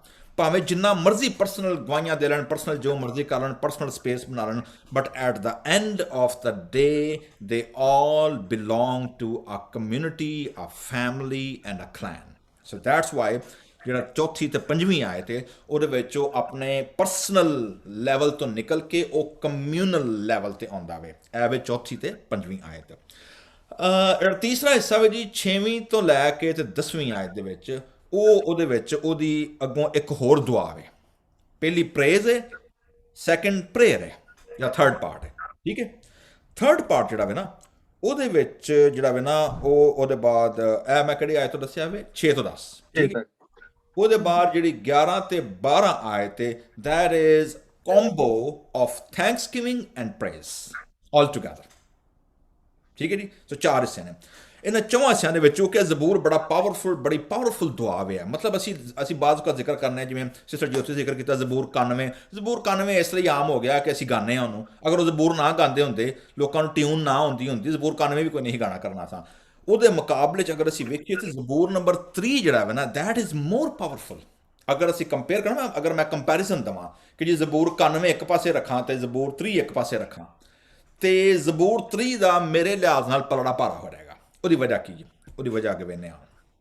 ਓਕੇ, ਸੋ ਮੈਂ ਸਿਰਫ 2 ਜਾਂ 3 ਲਫ਼ਜ਼ਾਂ ਤੇ ਮੈਂ ਅੱਜ ਤੇ ਨਾਲ ਗੱਲ ਕਰਾਂਗਾ ਕਿ ਜਿਹੜੇ ਨਾ ਉਹ ਕਿਹੜੇ 2 ਲਫ਼ਜ਼ ਨੇ ਜਿਨ੍ਹਾਂ ਨੂੰ ਅਸੀਂ ਅੱਜ ਜ਼ਿਕਰ ਕਰਾਂਗੇ। ਨੰਬਰ 1, ਪਹਿਲੀਆਂ 2 ਆਇਤਾਂ ਜੀ, ਜਿਹੜਾ ਪ੍ਰੇਜ਼ ਹੈ ਉਹ ਕੀ ਹੈ, ਡਿਲੀਵਰੈਂਸ ਦੀ ਹੈ। ਆਂਦਾ ਜੀ ਇਹ ਖੁਦਾਵੰਦ ਮੈਂ ਤੁਹਾਨੂੰ ਬਾਰ-ਬਾਰ ਦੱਸਿਆ ਵੇ, ਇੰਗਲਿਸ਼ ਵਿੱਚ ਕੈਪੀਟਲ ਲਾਰਡ ਔਰ ਅੰਗਰੇਜ਼ੀ ਹਿਬਰੂ ਵਿੱਚ ਯਹਵੇ। ਇਹ ਖੁਦਾਵੰਦ, मैं तेरी तमजीद करूँगा या तेरा शुक्र करूँगा, तेनों धन्यवाद कवांगा क्योंकि तूने मुझे सरफराज किया है। अच्छा, ਜਿਹੜਾ ਤੇ ਲਫ਼ਜ਼ ਹੈ ਨਾ ਸਰਫਰਾਜ਼, ਇਹ ਸੇਮ ਲਫ਼ਜ਼ ਹੈ ਜਿਹੜਾ ਖੁਦਾ ਨੇ ਯਸ਼ੂਆ ਨੂੰ ਕਿਹਾ ਸੀ ਕਿ ਤੂੰ ਜਹਾਂ ਕਹੀਂ ਜਾਏ ਤੁਝੇ ਮੈਂ ਕਿਆ ਬਖਸ਼ੂੰਗਾ, ਸਰਫਰਾਜ਼ੀ। ਐਕਚੁਅਲੀ ਇਹ 2 ਲਫ਼ਜ਼ ਨੇ, ਸਰ ਤੇ ਫਰਾਜ਼ ਮਤਲਬ ਉੱਚਾ ਕਰਨਾ, ਕਿਸੇ ਚੀਜ਼ ਨੂੰ ਵਧਾ ਦੇਣਾ, ਉਹਨੂੰ ਐਕਸਟੈਂਡ ਕਰ ਦੇਣਾ, ਉਹਦੀ ਨੌਕਰੀ ਜਾਂ ਉਹਦਾ ਸਟੇਟਸ, ਉਹਦਾ ਗ੍ਰੇਡ ਅਪਗ੍ਰੇਡ ਕਰ ਦੇਣਾ ਉਹਨੂੰ, ਠੀਕ ਹੈ। ਮਤਲਬ ਉਹਨੂੰ ਅਪਡੇਟ ਕਰ ਦੇਣਾ, ਉਹਨੂੰ ਉਹਦੇ ਅੰਦਰ ਐਸੇ ਫੀਚਰ ਐਡ ਕਰ ਦੇਣਾ ਕਿ ਜਿਹੜਾ ਉਹਨੂੰ ਉਹਦੇ ਲੋਅਰ ਲੈਵਲ ਤੋਂ ਕਿੱਥੇ ਲੈ ਆਏ, ਉਤਲੇ ਲੈਵਲ ਤੇ ਲੈ ਆਏ, ਠੀਕ ਹੈ। ਸਰਫਰਾਜ਼ੀ ਦਾ ਮਤਲਬ ਹੈ, ਇਸ ਲਈ ਖੁਦਾ ਨੇ ਕਿਹਾ ਸੀ ਕਿ ਜਹਾਂ ਕਹੀਂ ਤੂੰ ਜਾਏ ਤੂੰ ਸਰਫਰਾਜ਼ ਹੋਗਾ, ਮਤਲਬ ਮੈਂ ਤੈਨੂੰ ਹਮੇਸ਼ਾ ਸਿਰ ਬਣਾ ਕੇ ਰੱਖਾਂਗਾ, ਤੂੰ ਕਦੀ ਦੁਮ ਨਹੀਂ ਹੋਏਗਾ। ਇਹ ਹੀ ਵਾਅਦਾ ਖੁਦਾ ਨੇ ਬਨੀ ਇਸਰਾਇਲ ਕੌਮ ਨਾਲ ਕੀਤਾ ਸੀ ਕਿ ਤੂੰ ਜਦੋਂ ਜਾ ਕੇ ਮੁਲਕ 'ਚ ਵਸੇਗਾ, ਤੂੰ ਅਗਰ ਮੇਰੀ ਸ਼ਰੀਅਤ ਤੇ ਫੋਕਸ ਕਰੇਗਾ ਔਰ ਤੂੰ ਮੇਰੇ ਹੁਕਮਾਂ ਨੂੰ ਮੰਨੋਗੇ ਤੇ ਫਿਰ ਤੁਹਾਨੂੰ ਮੈਂ ਦੁਨੀਆ ਦੀ ਸਾਰੀ ਕੌਮਾਂ ਦੇ ਉੱਤੇ ਰੱਖਾਂਗਾ, ਉੱਚਾ ਰੱਖਾਂਗਾ। ਤੁਸੀਂ ਹਮੇਸ਼ਾ ਲੀਡਰਸ਼ਿਪ ਦੇ ਵਿੱਚ ਰਹੋਗੇ, ਤੁਸੀਂ ਕਦੀ ਵੀ ਲੋਕਾਂ ਦੇ ਮਗਰ ਨਹੀਂ ਲੱਗੋਗੇ, ਬਲਕਿ ਲੋਕ ਤੇ ਕੌਮਾਂ ਤੁਹਾਡੇ ਮਗਰ ਲੱਗਣਗੀਆਂ। So that is the concept actually over there ਕਿ ਖੁਦਾਵੰਦ ਮੈਂ ਤੇਰੀ ਤਮਜੀਦ ਕਰੂੰਗਾ ਕਿਉਂਕਿ ਤੂੰ ਨੇ ਮੁਝੇ ਕੀ ਕੀਤਾ ਵੇ, ਤੂੰ ਮੈਨੂੰ ਅਪਲਿਫਟ ਕਰ ਦਿੱਤਾ ਵੇ, ਤੂੰ ਮੈਨੂੰ ਅਪਗ੍ਰੇਡ ਕਰ ਦਿੱਤਾ ਵੇ ਖੁਦਾਵੰਦ, ਬਾਕੀ ਲੈਵਲ ਤੋਂ, ਐਵਰੇਜ ਲੈਵਲ ਤੋਂ ਮੈਂ ਉੱਤੇ ਹੋ ਗਿਆ ਵਾਂ। ਠੀਕ ਹੈ ਜੀ। ਔਰ ਉਹ ਆਪਣੀ ਇਸ ਅਪਗ੍ਰੇਡੇਸ਼ਨ ਜਿਹੜੀ ਹੈ ਉਹਨੂੰ ਉਹ ਕੰਪੇਅਰ ਕਰਦਾ ਵੇ, ਉਹਦੇ ਰੀਜ਼ਨ ਕੀ ਹੈ, ਔਰ ਮੇਰੇ ਦੁਸ਼ਮਣੋਂ ਕੋ ਮੁਝ ਪਰ ਖੁਸ਼ ਹੋਣੇ ਨਾ ਦਿਆ। ਅੱਛਾ, ਬੜੀ ਦਿਲਚਸਪ ਗੱਲ ਤੁਹਾਨੂੰ ਦੱਸਾਂ, ਬਾਜ਼ ਔਕਾਤ ਨਾ ਸਾਨੂੰ ਇੰਝ ਲੱਗਦਾ ਵੇ ਕਿ ਸਰਫਰਾਜ਼ੀ ਜਿਹੜੀ ਹੈ ਨਾ ਉਹ ਹਮੇਸ਼ਾ ਜਾਂ ਸਾਡੇ ਕੋਲ ਜਦੋਂ ਪੈਸਾ ਹੋਏਗਾ, ਜਾਂ ਜਦੋਂ ਸਾਡੇ ਕੋਲ ਖੁਸ਼ਹਾਲੀ ਹੋਏਗੀ, ਜਾਂ ਜਦੋਂ ਸਾਡੀ ਲਾਈਫ ਦੇ ਵਿੱਚ ਸੈਟਿਸਫੈਕਸ਼ਨ ਹੋਏਗੀ ਨਾ, ਸ਼ਾਇਦ ਇਹ ਸਰਫਰਾਜ਼ੀ ਹੈ। ਐਕਚੁਅਲੀ ਖੁਦਾ ਦਾ ਸਰਫਰਾਜ਼ੀ ਦੇਣ ਦੇ ਬੜੇ ਬਾਜ਼ ਔਕਾਤ ਅਸੀਂ ਖੁਦਾ ਨੂੰ ਆਪਣੇ ਸਟਾਈਲ ਨਾਲ ਸਰਫਰਾਜ਼ੀ ਮੰਗਦੇ ਹਾਂ ਕਿਉਂਕਿ ਅਸੀਂ ਮਟੀਰੀਅਲਿਸਟਿਕ ਲੋਕ ਹਾਂ, ਅਸੀਂ ਮਟੀਰੀਅਲ ਵਰਲਡ 'ਚ ਰਹਿੰਦੇ ਹਾਂ। ਸਾਨੂੰ ਲੱਗਦਾ ਵੇ ਰੁਪਿਆ, ਪੈਸਾ, ਧਨ ਦੌਲਤ, ਅੱਛਾ ਲਾਈਫ ਪਾਰਟਨਰ, ਅੱਛੀ ਲਾਈਫ, ਸੈਟਿਸਫਾਈਡ ਲਾਈਫ ਦੇਣਾ, ਦਿਸ ਇਜ਼ ਸਰਫਰਾਜ਼ੀ। that is a part of a package, but that's not the only package। ਠੀਕ ਹੈ, ਖੁਦਾ ਸਰਫਰਾਜ਼ੀ ਖੁਦਾ ਦੇਣ ਦੇ ਬੜੇ ਤਰੀਕੇ।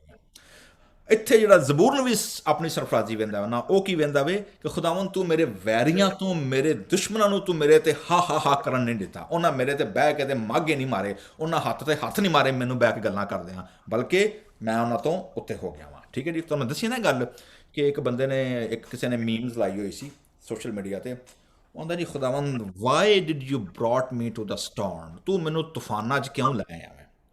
ਔਰ ਜਵਾਬ ਅੱਗੇ ਕੀ ਲਿਖਿਆ ਸੀ, because your enemies cannot swim। ਠੀਕ ਹੈ, ਕਿਉਂਕਿ ਤੇਰੇ ਦੁਸ਼ਮਣਾਂ ਨੂੰ ਤੈਰਨਾ ਨਹੀਂ ਆਉਂਦਾ। ਤੇ ਸਾਨੂੰ ਕਈ ਵਾਰ ਲੱਗਦਾ ਵੇ ਕਿ ਸਟੋਰਮਸ ਜਿਹੜੇ ਨੇ ਨਾ, ਉਹ ਤਾਂ ਸਾਡੀ ਜ਼ਿੰਦਗੀ 'ਚ ਭੈੜਾ ਕੰਮ ਹੈ, ਜਾਂ ਤਾਂ ਸਜ਼ਾ ਮਿਲਣ ਡਈ ਹੈ ਗੁਨਾਹਾਂ ਦੀ, ਤੇ ਇਹ ਹੋ ਗਿਆ ਤੇ ਉਹ ਹੋ ਗਿਆ ਤੇ ਇੰਝ ਹੋ ਗਿਆ ਤੇ ਉਹ ਹੋ ਗਿਆ। You don't know that why storm is there, because sometimes your enemies cannot swim। That's why God brought you there। Okay ਜੀ। ਅੱਗੇ ਕਹਿੰਦਾ ਜੀ, ਇਹ ਵੇਖੋ ਡਬਲ ਇੱਥੇ ਨਾਂ ਟਰਮ ਯੂਜ਼ ਕੀਤੀ ਹੈ, ਐ ਖੁਦਾਵੰਦ ਮੇਰੇ ਖੁਦਾ। ਵਾਹ ਵਾਹ, ਇੱਥੇ ਮੈਨੂੰ ਨਾ ਯਾਦ ਆ ਗਿਆ ਵੇ ਕੀ ਨਾਂ ਦਾ, ਉਹ ਕਿਹੜਾ ਅਸੀਂ ਸ਼ਾਗਿਰਦ ਜਿਹਨੇ ਕਿਹਾ, ਥੋਮਸ, ਜਿਹਨੇ ਕਿਹਾ ਸੀ ਮੈਂ ਕੀ ਕਰਾਂਗਾ, ਉਹਦਾ ਦੇਖਾਂਗਾ ਨਿਸ਼ਾਨ, ਭਾਗ ਵੇਖਾਂਗਾ ਨਾ। ਠੀਕ ਹੈ, ਤੇ ਜਿਵੇਂ ਯਿਸੂ ਮਸੀਹ ਨੂੰ ਵਹਿੰਦਾ ਵੇ ਤੇ ਸੇਮ ਇਹ ਲਫ਼ਜ਼ ਯੂਜ਼ ਕਰਦਾ ਵੇ, ਐ ਖੁਦਾਵੰਦ ਐ ਮੇਰੇ ਖੁਦਾ। ਠੀਕ ਹੈ ਨਾ, ਐ ਮੇਰੇ ਮਾਲਿਕ, ਮੈਂ ਪਰਮੇਸ਼ਵਰ ਔਰ ਯਾਹਵੇ। ਅੱਗੇ ਆਂਦਾ ਜੀ, ਅੱਗੇ ਸਰਫਰਾਜ਼ੀ ਨੂੰ ਉਹ ਹੁਣ ਆਪਣੀ ਫਿਜ਼ੀਕਲ ਏਲਮੈਂਟ ਦੇ ਨਾਲ ਰਿਲੇਟ ਕਰਦਾ ਵੇ। ਦੋ ਤਰ੍ਹਾਂ ਦੇ ਵੇਖੋ ਨਾ ਲੈਵਲ ਬਿਆਨ ਕੀਤੇ ਨੇ, ਇੱਕ ਦੁਸ਼ਮਣਾਂ ਨੇ ਔਰ ਦੂਜਾ ਕੀ ਹੈ, ਮੈਨੇ ਤੁਝ ਸੇ ਫਰਿਆਦ ਕੀ ਔਰ ਤੂੰ ਨੇ ਮੁਝੇ ਸ਼ਿਫਾ ਬਖਸ਼ੀ। ਅੱਛਾ, ਇੱਥੇ ਜਿਹੜਾ ਸ਼ਿਫਾ ਵਰਡ ਹੈ ਨਾ, ਸਾਡਾ ਦਿਮਾਗ ਇੰਝ ਦਾ ਵੇ, ਮੈਂ ਦੱਸਿਆ ਨਾ ਬਾਰ-ਬਾਰ, ਅਸੀਂ ਇਨਸਾਨ ਨਾ, ਅਸੀਂ ਆਪਣੇ ਬਾਕਸ ਦੇ ਵਿੱਚ ਸੋਚਦੇ ਹਾਂ। ਸਾਡਾ ਫੌਰਨ ਖਿਆਲ ਜਾਏਗਾ, ਉਹ ਜਨਾਬ ਮੇਰੀ ਲੱਕ ਪੀੜ ਤੇ ਮੇਰੀ ਲੱਤ ਪੀੜ ਤੇ ਮੇਰੇ ਗੁਰਦੇ ਤੇ ਮੇਰੀ ਹੱਡੀਆਂ ਤੇ ਮੇਰੀਆਂ ਅੱਖਾਂ ਤੇ ਮੇਰਾ ਸਾਰਾ ਕੁਝ ਠੀਕ ਹੋ ਗਿਆ। ਮਤਲਬ ਮੈਂ ਹਮੇਸ਼ਾ ਫਿਜ਼ੀਕਲ ਹੀਲਿੰਗ ਵੱਲ ਜਾਵਾਂਗਾ, ਮੇਰੀ ਸਪਿਰਿਚੁਅਲ, ਸਾਈਕੋਲੋਜੀਕਲ, ਇਮੋਸ਼ਨਲ ਹੀਲਿੰਗ ਦੀ ਮੈਂ ਗੱਲ ਨਹੀਂ ਕਰਾਂਗਾ, ਕਿਉਂਕਿ ਉਹ ਮੇਰੇ ਖਿਆਲ 'ਚ ਹੀਲਿੰਗ ਹੀ ਨਹੀਂ ਹੈ। ਇੱਥੇ ਜਿਹੜੀ ਗੱਲ ਕਰਨੀ ਨਾ ਕਿ ਤੂੰ ਨੇ ਮੇਰੇ ਸ਼ਿਫਾ ਬਖਸ਼ੀ, ਇਹਦਾ ਮਤਲਬ ਹੈ ਵੇ ਕਿ ਯੂ ਰਿਵਾਈਵ ਮੀ ਗॉड, ਤੂੰ ਮੈਨੂੰ ਬਹਾਲ ਕਰ ਦਿੱਤਾ ਵੇ। ਔਰ ਬਹਾਲੀ ਸਿਰਫ ਫਿਜ਼ੀਕਲ ਨਹੀਂ ਹੈ, physical is the last point. ਠੀਕ ਹੈ ਨਾ, ਜਿੰਨੇ ਲੋਕ ਨਾ, ਆ ਵੇਖੋ ਜਿਹੜਾ ਚੂਰਨ ਵੇਚਦਾ ਨਾ, ਲੋਕੀ ਉਹੀ ਲੈਂਦੇ ਨੇ। ਠੀਕ ਹੈ ਨਾ, ਆ ਜਿੰਨੇ ਭਵਿਸ਼ਵਾਨੀ ਵਾਲੇ ਤੇ ਸ਼ਫਾਈਆ ਦਵਾਈਆ ਤੇ ਮਾਰ ਆਪਣਾ ਸਾਰੇ ਲੋਕਾਂ ਨੂੰ ਅੱਗੇ ਲਾਇਆ ਹੁੰਦਾ, ਪ੍ਰੇਅਰ ਫੈਸਟੀਵਲ ਤੇ ਮਾਰ ਇੰਜ ਦਾ, ਉਹ ਪਹੁੰਚੋ ਉਹ ਹੀ ਲੋਕ, ਉਹ ਹੀ ਕੰਮ, ਉਹ ਹੀ ਬੰਦੇ ਹਰ ਜਗ੍ਹਾ। ਉਹ ਨਵਾਂ ਕੋਈ ਸਪੀਕਰ, ਨਵਾਂ ਕੋਈ ਹੀਲਰ ਆਏਗਾ, ਉਹ ਹੀ ਲੋਕ ਉਹਦੇ ਕੋਲ, ਫਿਰ ਨਵੀਂ ਕੋਈ ਪਾਰਟੀ ਆਏਗੀ, ਉਹ ਹੀ ਲੋਕ ਉਹਦੇ ਕੋਲ। ਲੋਕਾਂ ਵੀ ਫੁੱਲ ਬੱਸਾਂ ਲਾਈਆਂ ਹੁੰਦੀਆਂ ਨੇ, ਪੈਸਾ ਕਮਾਈ ਹੁੰਦੇ ਨੇ, ਇਹਨੂੰ ਅਸੀਂ ਕਹਿੰਦੇ ਕਰੂਸਡ ਮਾਫੀਆ, ਜਿਹੜਾ ਨਾ ਮਾਫੀਆ, ਪੂਰਾ ਮਾਫੀਆ ਹੁੰਦਾ ਹੈ। ਉਹ ਹੀ ਲੋਕ, ਉਹ ਹੀ ਕੌਮਾਂ, ਔਰ ਲੋਕਾਂ ਨੂੰ ਹਾਣਗੇ ਜੀ ਬੜੀ ਬੇਦਾਰੀ ਆ ਗਈ, ਬੜੀ ਬੇਦਾਰੀ ਆ ਗਈ, ਬੜੇ ਲੋਕੀ ਮਸੀਹ ਹੋ ਗਏ, ਹਾਲਾਂਕਿ ਪਹੁੰਚੋ ਬਸਤੀਆਂ 'ਚੋਂ, ਪਿੰਡਾਂ 'ਚੋਂ ਲੋਕ ਹੋਈ, ਕੋਈ ਨਵਾਂ ਕੰਮ ਕੋਈ ਨਹੀਂ। ਐਨੀਵੇ, ਅੱਜ ਪਤਾ ਨਹੀਂ ਕੀ ਮੈਨੂੰ ਗੁੱਸਾ ਕਿਉਂ ਆਇਆ ਹੋਇਆ। ਖੈਰ, ਕਹਿੰਦਾ ਜੀ ਤੂੰ ਨੇ ਮੁਝੇ ਸ਼ਿਫਾ ਬਖਸ਼ੀ। ਸੋ ਬਹਾਲੀ ਇੱਥੇ ਦਾ ਕਨਸੈਪਟ ਹੈ, ਦੈਟ ਇਜ਼ ਨਾਟ ਫਿਜ਼ੀਕਲ ਸ਼ਿਫਾ only, that is wholeness, holistic healing, ਇੱਥੇ ਹੋਲਿਸਟਿਕ ਰਿਵਾਈਵਲ। ਠੀਕ ਹੈ ਜੀ, ਸ਼ਿਫਾ ਬਖਸ਼ੀ। ਓਕੇ, ਇਹ ਨੇ ਜਨਾਬ ਪਹਿਲੀਆਂ ਕਿਹੜੀਆਂ ਆਇਤਾਂ ਨੇ, ਦੋ, ਜਿਹੜਾ ਉਹਦਾ ਕੀ ਹੈ, ਪਰਸਨਲ ਪ੍ਰੇਜ਼ ਹੈ, ਰਿਵਾਈਵਲ ਦਾ ਹੀ, ਬਹਾਲੀ ਦਾ। ਕਿਉਂਕਿ ਸ਼ਿਫਾ ਮੇਰੇ ਖਿਆਲ 'ਚ ਵੀਕ ਵਰਡ ਹੈ, ਇੱਥੇ ਸ਼ਿਫਾ ਨਹੀਂ ਹੋਣਾ ਚਾਹੀਦਾ, ਕਿਉਂਕਿ ਸ਼ਿਫਾ ਮੈਂ ਅੱਗੇ ਕਿਹਾ ਨਾ, ਜਿਵੇਂ ਕਿ ਸ਼ਿਫਾ ਜਿਹੜਾ ਵੇ ਨਾ, ਉਹ ਲਿਮਿਟ ਕਰ ਦਿੰਦਾ ਵੇ ਖੁਦਾ ਦੇ ਰਿਵਾਈਵਲ ਆਸਪੈਕਟ ਨੂੰ, ਉਹ ਸਿਰਫ ਉਹਨੂੰ ਇੱਕ ਐਲੀਮੈਂਟ ਰੱਖਦਾ ਵੇ, ਅਸੀਂ ਜਿਸਮਾਨੀ ਸ਼ਿਫਾ ਟੁਰ ਜਾਂਦੇ ਹਾਂ। ਐਕਚੁਅਲੀ ਇੱਥੇ ਵਰਡ ਹੋਣਾ ਚਾਹੀਦਾ ਹੈ, ਤੂੰ ਨੇ ਮੁਝੇ ਬਹਾਲ ਕਰ ਦਿਆ। ਠੀਕ ਹੈ, you revive me god. Okay ਜੀ, ਹੁਣ ਉਹਨੇ ਆ ਜੀ ਜਿਹੜਾ ਲਫ਼ਜ਼ ਹੈ ਨਾ ਤੀਸਰੀ ਤੇ ਚੌਥੀ ਆਇਤ, that is really powerful and important, ਕਿਉਂਕਿ ਜਿਹੜਾ ਮੈਂ ਦੱਸਿਆ ਨਾ ਤੁਹਾਨੂੰ ਮੈਂ ਨਹੀਂ ਜਿਹੜੀ ਪ੍ਰੇਜ਼ ਫॉर ਡਿਲੀਵਰੈਂਸ ਸੀ ਉਹ ਪਹਿਲੀਆਂ 3 ਆਇਤਾਂ ਹਨ, ਸੌਰੀ ਜੀ, ਹਾਂ ਪਹਿਲੀਆਂ 3 ਆਇਤਾਂ, ਠੀਕ ਹੈ। ਤੀਸਰੀ ਆਇਤ ਵੀ ਹੈ। ਹੁਣ ਤੀਸਰੀ ਆਇਤ ਕੀ ਹੈ?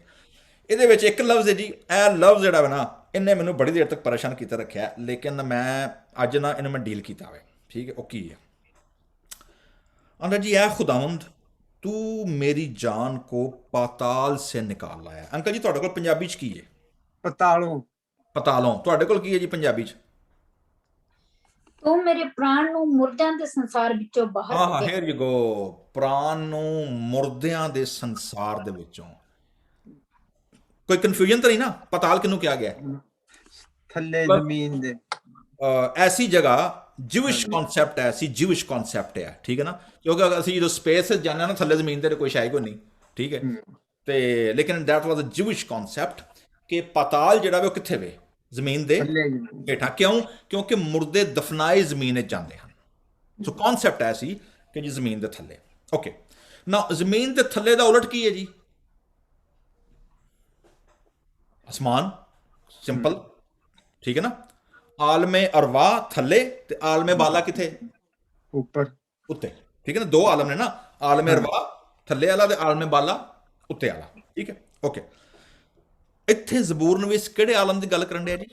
ਮੁਰਦਿਆਂ ਦੇ ਰਹਿਣ ਵਾਲੇ, ਪਾਤਾਲ। Okay, now let's see actually what's the original Hebrew and original Greek says about it, ਠੀਕ ਹੈ, ਤਾਂ ਕਿ ਅਸੀਂ ओरिजिनल ਲਫ਼ਜ਼ ਜਾਈਏ ਉੱਥੇ ਕੀ ਹੈ। ਸੋ ਜੀ ਇੱਥੇ ਜਿਹੜਾ ਲਿਖਿਆ ਨਾ, book of psalm talks about falling into the pit, ਗਹਿਰਾ ਗੜਾ ਜਾਂ ਗੜਾ ਨੂੰ ਕਿਹਾ ਗਿਆ, which means that we are allowing sadness, ਇੱਕ ਅਲੱਗ ਚੀਜ਼। ਓਕੇ, ਨਾਓ ਹਿਬਰੂ ਵਰਡ ਜਿਹੜਾ ਵੇ ਨਾ ਇੱਥੇ ਜਾਨ ਲਈ ਦੋ ਲਫ਼ਜ਼ ਇੱਥੇ ਕਲੀਅਰ ਨੇ। ਤੂੰ ਨੇ ਮੇਰੀ ਜਾਨ, ਤੁਹਾਡੇ ਕੋਲ ਜਾਨ ਵਿੱਚ ਕੀ ਲਫ਼ਜ਼ ਹੈ ਜੀ? ਤੈਂ ਮੇਰੀ ਜਾਨ ਨੂੰ ਪਤਾਲੋਂ ਉਠਾ ਲਿਆ। ਓਕੇ, ਮੇਰੀ ਜਾਨ ਲਫ਼ਜ਼ ਹੈ, ਤੁਹਾਡੇ ਕੋਲ ਵੀ ਜਾਨ ਹੈ ਜੀ ਪੰਜਾਬੀ ਚ? ਕੀ ਹੈ ਕਿ ਪ੍ਰਾਣ ਹੈ? ਮੈਂ ਉਸ ਵਿੱਚ ਜਾਣ ਹੀ ਵਾਲਾ ਸਾਂ, ਪਰ ਤੂੰ ਮੈਨੂੰ ਬਚਾ ਲਿਆ। ਨਹੀਂ, ਤੀਸਰੀ ਆਇਤ। ਹਾਂਜੀ, ਤੂੰ ਮੇਰੇ ਪ੍ਰਾਣ ਨੂੰ ਮੁਰਦਿਆਂ ਦੇ ਸੰਸਾਰ ਵਿੱਚੋਂ ਪ੍ਰਾਣ, ਬਾਹਰ ਓਕੇ। ਕੱਢਿਆ। ਨਾਓ ਸੋ ਦੋ ਬੜੇ ਇੰਪੋਰਟੈਂਟ ਵਰਡ ਨੇ, ਪ੍ਰਾਣ ਔਰ ਜਾਨ ਉਰਦੂ ਚ, ਤੇ ਪਾਤਾਲ ਤੇ ਮੁਰਦਿਆਂ ਦਾ ਰਹਿਣ ਵਾਲੀ ਜਗ੍ਹਾ, ਠੀਕ ਹੈ ਜੀ। ਕਲੀਅਰ? ਕੋਈ ਕਨਫਿਊਜ਼ਨ ਤਾਂ ਨਹੀਂ ਨਾ? ਓਕੇ, ਨਾਓ ਹਿਬਰੂ ਵਰਡ ਜਿਹੜੀ ਜਾਨ ਜਾਂ ਪ੍ਰਾਣ ਹੈ ਉਹਦੇ ਲਈ ਨੈਫਸ਼, ਨਫਸ ਜਾਂ ਲਫ਼ਜ਼ ਹੈ ਨਾ ਕਿ ਨਫਸ ਅਸੀਂ ਕਹਿੰਦੇ ਆ, ਦੈਟਸ ਹਿਬਰੂ ਵਰਡ ਨਫਸ਼। ਨਫਸ਼ ਦਾ ਮਤਲਬ ਇਬਰਾਨੀ ਚ ਬਰੀਦ, ਸਾਹ ਜਿਹੜਾ ਨਾ, ਸਾਹ ਉੱਤੇ ਥੱਲੇ ਜਿਹੜਾ ਜਾਂਦਾ, ਦੈਟਸ ਬਰੀਦ, ਨਫਸ਼। ਐਂਡ ਇਹ ਉਹ ਨਫਸ਼ ਸੀ ਜਿਹੜਾ ਖੁਦਾ ਨੇ ਇਨਸਾਨ ਦੇ ਅੰਦਰ ਫੂਕਿਆ ਤੇ ਇਨਸਾਨ ਕੀ ਹੋਇਆ? ਜਿਉਂਦੀ ਜਾਨ ਬਣ। ਦੈਟ ਇਜ਼ ਨਫਸ਼, ਜਾਨ। ਓਕੇ, ਪ੍ਰਾਣ, ਨਫਸ ਹਿਬਰੂ, ਜਾਨ ਉਰਦੂ, ਪਤਾਲ। ਪਤਾਲ ਲਈ ਜਿਹੜਾ ਹਿਬਰੂ ਲਫ਼ਜ਼ ਹੈ ਦੈਟ ਇਜ਼ ਸ਼ਿਓਲ। ਕੀ ਲਫ਼ਜ਼ ਹੈ? ਸ਼ਿਓਲ। ਇਜ਼ਰਾਈਲਾਈਟਸ ਯੂਜ਼ ਦੀ ਵਰਡ ਨਫਸ਼, ਬਰੀਥ, ਅੱਗੇ ਮੈਂ ਦੱਸਿਆ ਵੇ ਐਨੀਮੇਟਿੰਗ ਫੋਰਸ ਜਿਹੜੀ ਸੀ, ਅਸੀਂ ਪੈਦਾਇਸ਼ ਦੂਜੇ ਬਾਬ ਵਿੱਚ ਪੜ੍ਹਦੇ ਹਾਂ, ਖੁਦਾ ਨੇ ਦਿੱਤਾ ਨਾ। ਲੇਕਿਨ ਤੀਸਰੀ ਆਇਤ ਦੇ ਵਿੱਚ ਸ਼ਿਓਲ ਜਿਹੜਾ ਵੇ ਨਾ, ਇਹਦੇ ਬਾਰੇ 'ਚ ਬੜੀ ਐਂਬੀਗੁਇਟੀ ਹੈ, ਇਨਐਗਜ਼ੈਕਟ ਵਰਡ ਹੈ। ਕਿਉਂ? ਕਿਉਂਕਿ ਪੁਰਾਣੇ ਐਤਨਾਮੇ 'ਚ ਇਹ ਲਫ਼ਜ਼ 60 ਵਾਰੀ ਆਇਆ ਵੇ, ਔਰ ਇਹਦਾ ਮਤਲਬ ਹੈ ਕਬਰ ਜਾਂ ਮੌਤ। ਜਿਵੇਂ ਸਿਸਟਰ ਜੋਤੀ ਨੇ ਪੜ੍ਹਾਇਆ ਨਾ, ਮੁਰਦਿਆਂ ਦੇ ਰਹਿਣ ਦੀ ਜਗ੍ਹਾ, ਠੀਕ ਹੈ। Okay, nowhere in the Old Testament is Sheol described as a place of punishment। कैसी ਜ਼ਬਰਦਸਤ ਗੱਲ ਹੈ, ਪੁਰਾਣੇ ਐਤਨਾਮੇ ਦੇ ਵਿੱਚ ਇਹ ਲਫ਼ਜ਼ ਜਾਂ ਇਹ ਜਗ੍ਹਾ ਕਿਤਨੇ ਵੀ ਬਿਆਨ ਨਹੀਂ ਹੋਈ ਕਿ ਇਹ ਸਜ਼ਾ ਦੀ ਜਗ੍ਹਾ ਵੇ।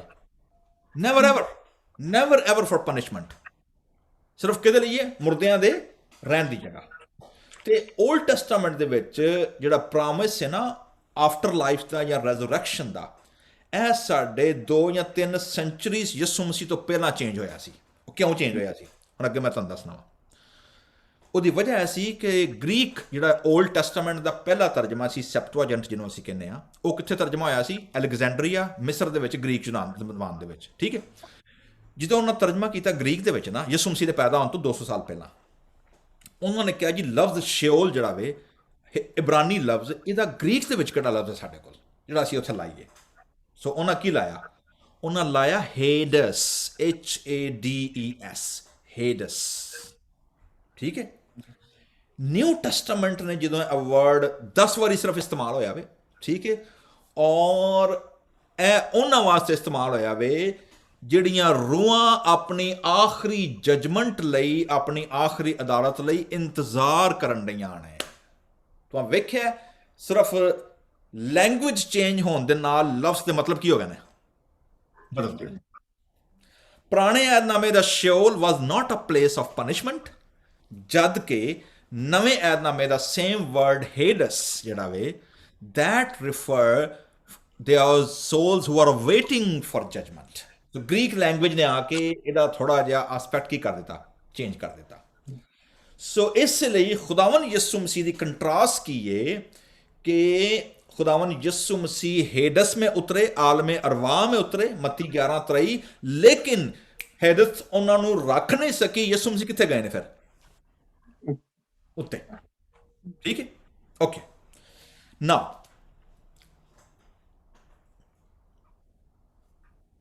यूना की दुआ पढ़िए जरा,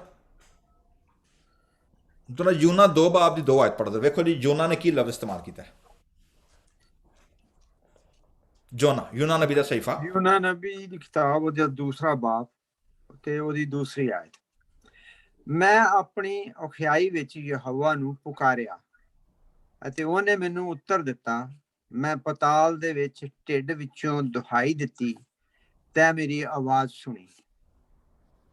ਠੀਕ ਹੈ ਜੀ। ਕਿੱਥੋਂ ਦੁਹਾਈ ਦਿੱਤੀ ਜੀ ਉਹਨੇ? ਪੇਟ ਚੋਂ, ਢਿੱਡ ਢਿੱਡ ਚੋਂ। ਠੀਕ ਹੈ ਜੀ। ਤੁਹਾਡੇ ਕੋਲ ਕੀ ਜੀ ਪੰਜਾਬੀ ਚ ਸਿਸਟਰ ਜੋਤੀ? दूसरी आयत। दूसरी आयत, मैं अपने दुख के समय प्रभु ਨੂੰ ਪੁਕਾਰਿਆ ਤਾਂ ਉਸਨੇ ਮੈਨੂੰ ਉੱਤਰ ਦਿੱਤਾ। ਮੈਂ ਹੇਠ ਪਤਾਲ ਦੀਆਂ ਡੂੰਘਾਈਆਂ ਵਿੱਚੋਂ ਤੈਨੂੰ ਪੁਕਾਰਿਆ ਤਾਂ ਤੂੰ ਮੇਰੀ ਆਵਾਜ਼ ਸੁਣੀ। ਹਾਂ, ਕਿੱਥੋਂ ਪੁਕਾਰਿਆ ਜੀ? ਪਤਾਲ ਦੀਆਂ ਡੂੰਘਾਈਆਂ ਵਿੱਚੋਂ। ਢਿੱਡ ਪਤਾਲ ਤੇ ਕਿੰਨਾ ਦੀ ਜਗ੍ਹਾ ਵੇ? ਹਾਂ ਹੁਣ ਵੇਖਿਆ ਲਫ਼ਜ਼ ਕਿੰਨਾ ਵਾਸਤੇ ਵੇ? ਜਿਹੜੇ ਮਰ ਗਏ, ਜਿਹੜੇ ਮਰ ਗਏ ਨੇ। ਓਕੇ, ਮੁਰਦਿਆਂ ਦੀ ਜਗ੍ਹਾ ਨਾ ਪਤਾਲ ਤੇ। ਠੀਕ ਹੈ। ਸੋ ਮੈਨੂੰ ਇੰਜ ਲੱਗਦਾ ਵੇ ਕਿ ਲੱਗਦਾ ਇੰਜ ਕਿਉਂਕਿ ਦੂਜੀ ਵਾਰ ਫਿਰ ਪਤਾਲ ਉਹਨੇ ਲਫ਼ਜ਼ ਇਸਤੇਮਾਲ ਕੀਤਾ ਵੇ। ਹੁਣ ਉਹਨੇ ਕਿੱਥੇ ਇਸਤੇਮਾਲ ਕੀਤਾ ਵੇ? ਹਾਂਜੀ 6ਵੀਂ ਆਇਤ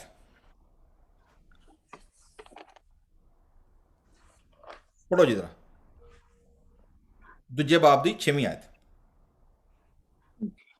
ਅੱਛਾ। ਮੈਂ ਪਹਾੜਾਂ ਦੇ ਮੁੱਢਾਂ ਤੀਕ ਡੁੱਬ ਗਿਆ, ਧਰਤੀ ਦੇ ਅਰਲਾਂ ਦੇ ਨੇ ਸਦਾ ਦੇ ਲਈ ਮੈਨੂੰ ਢੱਕ ਛੱਡਿਆ। ਪਰ ਹੇ ਯਹੋਵਾ ਮੇਰੇ ਪਰਮੇਸ਼ਵਰ, ਤੈਂ ਮੇਰੀ ਜਾਨ ਨੂੰ ਡੋਰੇ ਵਿੱਚੋਂ ਉਤਾਹਾਂ ਲਿਆਂਦਾ। ਓਕੇ, ਕਿਹਦੇ ਤੋਂ ਜੀ? ਡੋਰੇ ਵਿੱਚੋਂ। ਡੋਰੇ ਵਿੱਚੋਂ। ਤੁਹਾਡੇ ਕੋਲ ਲਫ਼ਜ਼ ਕੀ ਹੈ ਜੀ ਇੱਥੇ? ਮੈਂ ਪਹਾੜਾਂ ਦੀਆਂ ਜੜ੍ਹਾਂ ਤੱਕ ਪਹੁੰਚ ਗਿਆ, ਮੈਂ ਉਸ ਧਰਤੀ ਦੀ ਤਹਿ ਤੱਕ ਚਲਾ ਗਿਆ ਜਿਸ ਦੇ ਵਾਪਸੀ ਦੇ ਸਭ ਰਾਹ ਬੰਦ ਸਦਾ ਲਈ ਬੰਦ ਹਨ। ਪਰ ਹੇ ਪ੍ਰਭੂ ਮੇਰੇ ਪਰਮੇਸ਼ਵਰ, ਤੂੰ ਮੈਨੂੰ ਜਿਉਂਦੇ ਹੀ ਘੋਰ ਨਰਕ ਵਿੱਚੋਂ ਬਾਹਰ ਕੱਢਿਆ। ਓਹ ਨਾਓ ਹੀ ਯੂਜ਼ਿੰਗ ਵਰਡ ਨਰਕ। ਇਹਨਾਂ ਨੇ ਲਫ਼ਜ਼ ਯੂਜ਼ ਕੀਤਾ ਮੁਰਦਿਆਂ ਦੀ ਜਗ੍ਹਾ। ਨਾਓ ਹੀ ਇਜ਼ ਯੂਜ਼ਿੰਗ ਨਰਕ। ਉਰਦੂ ਤਰਜਮੇ ਦੇ ਵਿੱਚ ਦੋਵੇਂ ਜਗ੍ਹਾ ਤੇ ਲਫ਼ਜ਼ ਪਤਾਲ ਇਸਤੇਮਾਲ ਹੋਇਆ। ਠੀਕ ਹੈ। ਅਗਰ ਇਹਦਾ ਲਿਟਰਲ ਤਰਜਮਾ ਕਰੀਏ, ਜਿਹੜੇ ਲਫ਼ਜ਼ ਜਿਹੜੀ ਦੁਆ ਯੂਨਾ ਨੇ ਕੀਤੀ ਹੈ, ਤੁਹਾਡਾ ਕੀ ਖਿਆਲ ਹੈ ਜੀ? ਯੂਨਾ ਮਰ ਗਿਆ ਸੀ ਕਿ ਜਿਉਂਦਾ ਸੀ?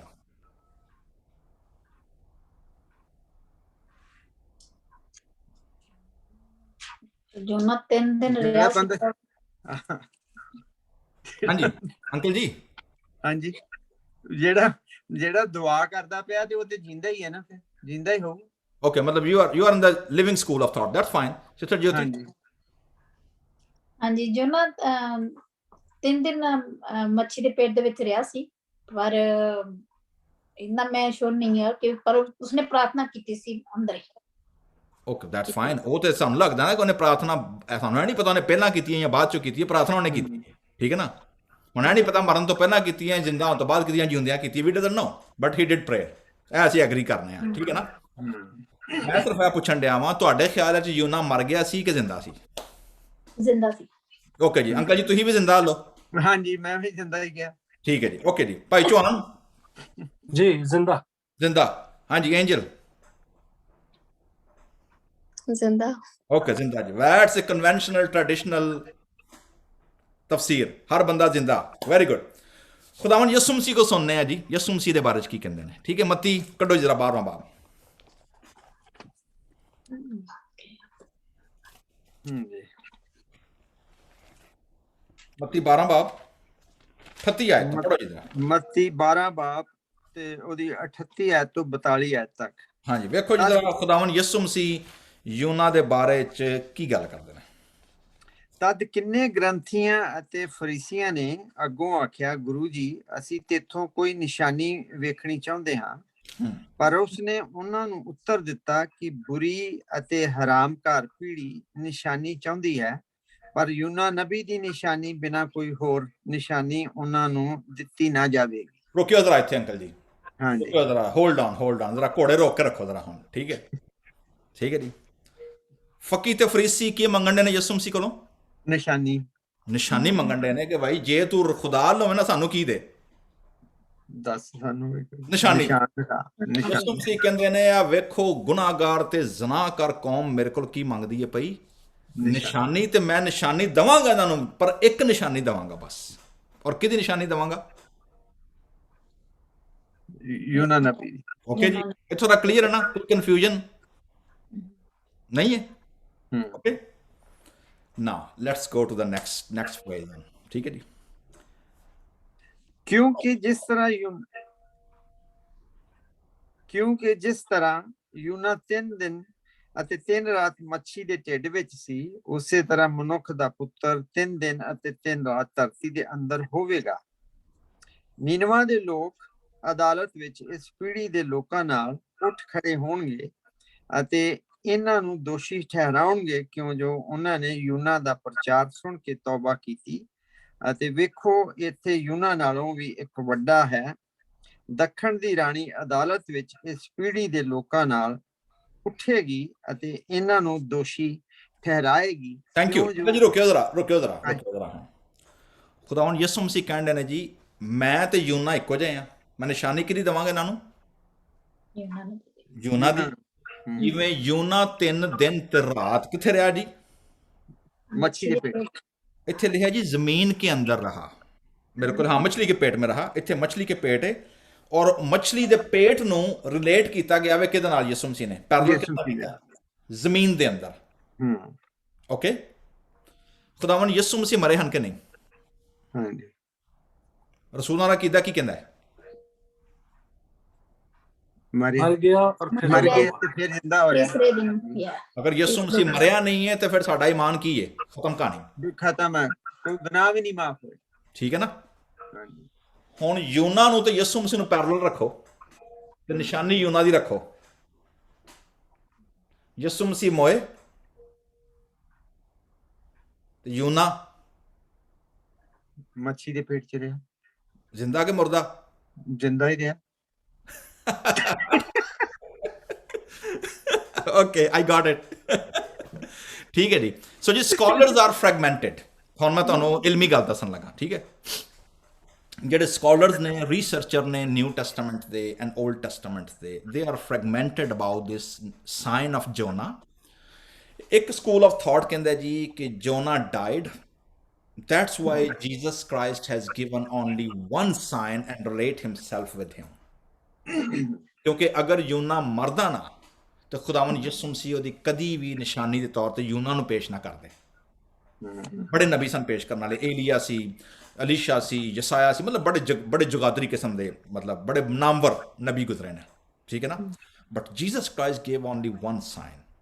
ਕੁਛ ਕਹਿੰਦੇ ਨੇ ਨਹੀਂ ਜੀ, ਐਕਚੁਅਲੀ ਚੂੰਕਿ ਉਹਨਾਂ ਤੌਬਾ ਕਰ ਲਈ ਸੀ ਤੇ ਇਸ ਲਈ ਉਹਨਾਂ ਦੀ ਗੱਲ ਕੀਤੀ। ਯਿਸੂ ਮਸੀਹ ਨੇ ਨਾ ਤੌਬਾ ਨਹੀਂ ਕੀਤੀ ਤੇ ਇਸ ਲਈ ਜਿਹੜਾ ਵੇ ਨਾ ਯਿਸੂ ਮਸੀਹ ਇਸ ਕੌਮ ਦੇ ਬਾਰੇ ਗੱਲ ਕਰਨ ਨੇ, ਆਪਣੀ ਗੱਲ ਨਹੀਂ ਕਰਨ ਦੇ। ਲੇਕਿਨ ਐਕਚੁਅਲੀ ਸਵਾਲ ਯਿਸੂ ਮਸੀਹ ਦੀ ਜ਼ਾਤ, ਯਿਸੂ ਮਸੀਹ ਦੀ ਆਇਡੈਂਟੀਟੀ ਔਰ ਯਿਸੂ ਮਸੀਹ ਦੀ ਖਿਦਮਤ ਦੇ ਬਾਰੇ ਹੋ ਰਿਹਾ ਵੇ ਕਿ ਸਾਨੂੰ ਨਿਸ਼ਾਨ ਦੱਸ। ਯਿਸੂ ਮਸੀਹ ਨਿਸ਼ਾਨ ਦੇ ਰਹੇ ਨੇ ਕਿਹਦਾ? ਯੂਨਾ ਦੀ ਦੁਆ ਜਿਹੜੀ ਹੈ ਇਬਰਾਨੀ, ਜਿਹੜੀ ਇਬਰਾਨੀ ਚ ਲਿਖੀ ਗਈ ਹੈ, ਜਿਹੜੇ ਲਫ਼ਜ਼ ਯੂਜ਼ ਹੋਏ ਨੇ, they are same word which use for the place of dead. ਮੁਰਦਿਆਂ ਦੇ ਰਹਿਣ ਦੀ ਜਗ੍ਹਾ, ਪਾਤਾਲ, ਜਿੱਥੇ ਰੂਹਾਂ ਰਹਿੰਦੀਆਂ ਨੇ, ਜਿੱਥੇ ਇਨਸਾਨ ਮਰਨ ਤੋਂ ਬਾਅਦ ਜਾਂਦਾ ਵੇ। ਸੋ ਐਕਚੁਅਲੀ ਜਿਹੜਾ ਲਫ਼ਜ਼ ਯੂਜ਼ ਹੋਇਆ ਪਾਤਾਲ, ਔਰ ਜਿਹੜਾ ਯਿਸੂ ਮਸੀਹ ਨੇ ਜਿਹੜੀ ਨਿਸ਼ਾਨੀ ਦਿੱਤੀ ਹੈ ਆਪਣੀ ਮੁਰਦਿਆਂ ਚੋਂ ਜੀ ਉੱਠਣ ਦੇ ਬਾਅਦ, that both relate and correspond each other. ਦੋ ਸਕੂਲ ਆਫ ਥਾਟ ਨੇ, ਕੁਝ ਕਹਿੰਦੇ ਹਨ ਯੂਨਾ ਮਰ ਗਿਆ ਸੀ, ਕੁਝ ਕਹਿੰਦੇ ਹਨ ਨਹੀਂ ਯੂਨਾ ਜ਼ਿੰਦਾ ਸੀ। ਖੁਦਾਵੰਦ ਯਿਸੂ ਮਸੀਹ ਨੇ ਨਿਸ਼ਾਨੀ ਦਿੱਤੀ ਯੂਨਾ ਦੀ, ਤੁਹਾਨੂੰ ਜਿਹੜੀ ਗੱਲ ਸਮਝ ਆਉਂਦੀ ਹੈ, ਹਜ਼ਮ ਹੁੰਦੀ ਹੈ, ਜ਼ਿੰਦਾ ਹੀ ਤੇ ਜ਼ਿੰਦਾ ਹੀ ਰੱਖੋ, ਜੇ ਮਰ ਗਿਆ ਹੀ ਤੇ ਮਰਿਆ ਰਹਿਣ ਦਿਓ, ਕਿਉਂਕਿ ਖੁਦਾਵੰਦ ਯਿਸੂ ਮਸੀਹ ਨੇ ਤੀਜੇ ਦਿਨ ਮੁਰਦਿਆਂ ਚੋਂ ਜੀ ਉੱਠਣ ਤੋਂ ਪਹਿਲਾਂ ਦੱਸਿਆ ਸੀ ਕਿ ਜਿਵੇਂ ਯੂਨਾ 3 ਦਿਨ ਤੇ ਰਾਤ ਮੱਛੀ ਦਾ ਪੇਟ ਜਾਂ ਫਿਸ਼ ਰਿਪਰੈਜ਼ੈਂਟ ਐਕਚੁਅਲੀ ਜ਼ਮੀਨ ਦੇ ਅਸਫਲ ਨੂੰ ਪੇਸ਼ ਕਰਦੀ ਹੈ, Jesus Christ relate, correspond that life experience with Jonah. So whatever you ਜਿਹੜਾ ਤੁਹਾਨੂੰ ਸਮਝ ਆਉਂਦਾ, ਈਜ਼ੀ ਲੱਗਦਾ, ਆਸਾਨੀ ਨਾਲ ਹਜ਼ਮ ਹੋ ਜਾਂਦਾ ਹੈ, ਟੇਕ ਇਟ। ਓਕੇ ਜੀ, ਅਗਲੇ ਚੱਲਦੇ ਹਾਂ। ਹੁਣ ਅੱਗੇ ਅਸੀਂ ਆਉਂਦੇ ਹਾਂ ਜੀ ਚੌਥੀ ਤੇ ਜਿਹੜੀ 5ਵੀਂ ਆਇਤ ਨਾ, ਤੁਸੀਂ ਵੇਖੋਗੇ ਇਹਦੇ ਵਿੱਚ ਉਹ ਕੌਂਗਰੀਗੇਸ਼ਨ ਨੂੰ, ਜਮਾਤ ਨੂੰ ਇਨਵਾਈਟ ਕਰ ਰਿਹਾ ਹੁਣ। ਠੀਕ ਹੈ, ਕੀ ਕਹਿ ਰਿਹਾ ਜੀ? खुदावंद की सताइश करो ए उसके मुकद्दसो, ऑल सेंट्स। ठीक है जी। So I don't want to go there, लेकिन तो हम वेखिया हैगा कि ਜਿਹੜਾ ਸਾਡਾ ਰੋਮਨ ਕੈਥੋਲਿਕ ਚਰਚ ਹੈ, ਉਹ ਬਹੁਤ ਸਾਰੇ ਜਿਹੜੇ ਗੁਜ਼ਰੇ ਨੇ, ਜਿਹੜੇ ਇਮਾਨਦਾਰ ਗੁਜ਼ਰੇ ਨੇ, ਜਿਨ੍ਹਾਂ ਬੜੇ ਵੱਡੇ ਕੰਮ ਕੀਤੇ ਨੇ, ਉਹਨਾਂ ਨੂੰ ਸੇਂਟ ਦਾ ਦਰਜਾ ਦੇ ਹਟਦੇ ਨੇ ਬਾਅਦ ਚੋਂ, ਜਿਵੇਂ ਸੇਂਟ ਟਰੀਜ਼ਾ, ਨਾਓ ਸੇਂਟ ਜੌਨ ਪੌਲ। ਠੀਕ ਹੈ, ਸੇਂਟ ਦਿੰਦੇ ਨੇ। ਲੇਕਿਨ ਬਾਈਬਲ ਮੁਕੱਦਸ ਨਵਾਂ ਇਹਨਾਮਾ ਸਾਨੂੰ ਦੱਸਦਾ ਵੇ ਕਿ each and every believer is a saint. ਉਹ ਸੇਂਟ, ਹਰ ਉਹ ਸ਼ਖਸ ਜਿਹੜਾ ਯਿਸੂ ਮਸੀਹ ਦੇ ਇਮਾਨ ਲੈ ਕੇ ਆਉਂਦਾ ਵੇ, ਉਹ ਕੀ ਹੈ? ਉਹ ਸੇਂਟ। ठीक है, it's a common priesthood of the believers. So ए मुकद्दसो, खुदावंद की सताइश करो, उसके कदूस को, उसके कुदस को याद करके शुक्रगुजारी करो। की करो जी? सताइश, शुक्रगुजारी करो। रीजन की है? रीजन है वे क्योंकि उसका कहर, खुदा की आइडेंटिटी दे रहा हूँ, खुदा का कहर कह रहा है जी थोड़ी देर लिए रहिंदा बस, क्योंकि आ खुदा का करैक्टर ना कि कहर करने में धीमा और शफकत और वफा में गनी खुदा है। खुदा वध के रहम करता है, उसका कहर दम भर का है, लेकिन करम की ये सारी जिंदगी ਲਈ, उम्र भर का है। अच्छा, इतने वेखो बड़ी अच्छी एक आयत है जी, ज़बूर 126 दोबारा कोट हुई है। रात को शायद रोना पड़े पर सुबह को खुशी की नौबत आती है। ज़बूर 126 की कहता है जी कि जो आंसुओं के साथ बोते हैं वो खुशी के साथ की करेंगे? काटे जाएंगे। ठीक है। सो कलाम में जिसे कह रहा है जी रोना पड़े शायद, एक वाज लिखदा है जी इक्लीसियास्टिस सुलेमान बादशाह लिखदा जी कि रोने का एक वक्त है और हंसने का एक वक्त है जी, बखेरने का एक वक्त है और जमा करने का एक वक्त है। ठीक है। So there is a time, कहना जी रात जिहड़ी है, डार्कनेस जिहड़ी है, वो शायद सानू रोना पवे जो कुछ नज़र नहीं आता, समझ नहीं आती, लेकिन अल्टीमेटली द सनशाइन जिहड़ी पहली किरण आएगी सूरज की, और तारीकी नू की करेगी? Hope, a light of ray of hope जिहड़ी है ना, that is powerful। 6वीं 7वीं आयत जी, वो कहता जी मैंने अपनी इकबालमंदी के कहा था कि मुझे कभी जुम्बश ना हो। जो बंदा खांदा पींदा सेहतमंद जवानी च हुंदा ना जिदा, और वो परवाह ही नहीं करता ना किसी शै दी ना किसी काम दी, ते मार अपना नट्ठे भजे फिरदे ने। मैनूं याद हुंदा मैं 2-2 3-3 रातां स्टूडियो जाग लेना हाँ। अजकल मैं ना मैं जागा, थोड़ी देर बाद मैं पुठा पै जाना 2 दिन बाद ही, तो मतलब टाइम हैज़ गॉन। कितने 2 दिन 3 दिन रातां काम भी करने, स्टूडियो भी बहना, ते रिकॉर्डिंग्स भी करनी, सारा कुछ करना, पता ही नहीं लगता। Now it's gone. So same thing with our financial, same thing with our health, same thing with our relationship. हर चीज़ जिहड़ी है कि की कहंदे, कदी ना बागी बुलबुल बोले, कदी ना मौज बहारां, नहीं सदा ना हुस्न जवानी रहिंदा, सदा ना सोबत यारां। ठीक है जी। सो आंदा जी मैंने इकबालमंदी के वक्त कहा था मैं कभी हिलांगा नहीं, मैनू कभी कुछ नहीं होएगा जी, मेरे सिर तो वाल नहीं लथनगे, ओ जी मेरे अपना जनाब मेरा हुसन, मेरी जवानी हमेशा कायम रहेगी जी, असी इंज रवांगे, मसल बने रहणगे। नो, ऐ खुदावंद तूने अपने करम से मेरे पहाड़ को कायम रखा था, जब तूने अपना चेहरा छुपाया तो मैं घबरा उठा। भाई चौहान साहब ने चेहरा छुपान ते खुदा दे चेहरे ते बड़ा खूबसूरत थॉट पेश किया हुआ। ठीक है जी। 8वीं तो 9वीं आयत जी, अगे फिर कह रहा है जी जब मैं गौर में जाऊं तो मेरी मौत से क्या फ़ायदा। ठीक है जी। एक आयत है वाज दी किताब दे विच, जरा आयत मैं तुहाडे नाल शेयर करना चाहना, मैं पता नहीं फिर मौका मिले ना मिले। वाज जी जिस अमसाल दी किताब तो बाद वाइज है, और वाज दी किताब च एक आयत है जिहड़ा मैं बड़ी देर पहला जिहड़ा ना उन्होंने मैं अपना ना अंडरलाइन हिंदी च की पता कि इक्लीसियास्टिस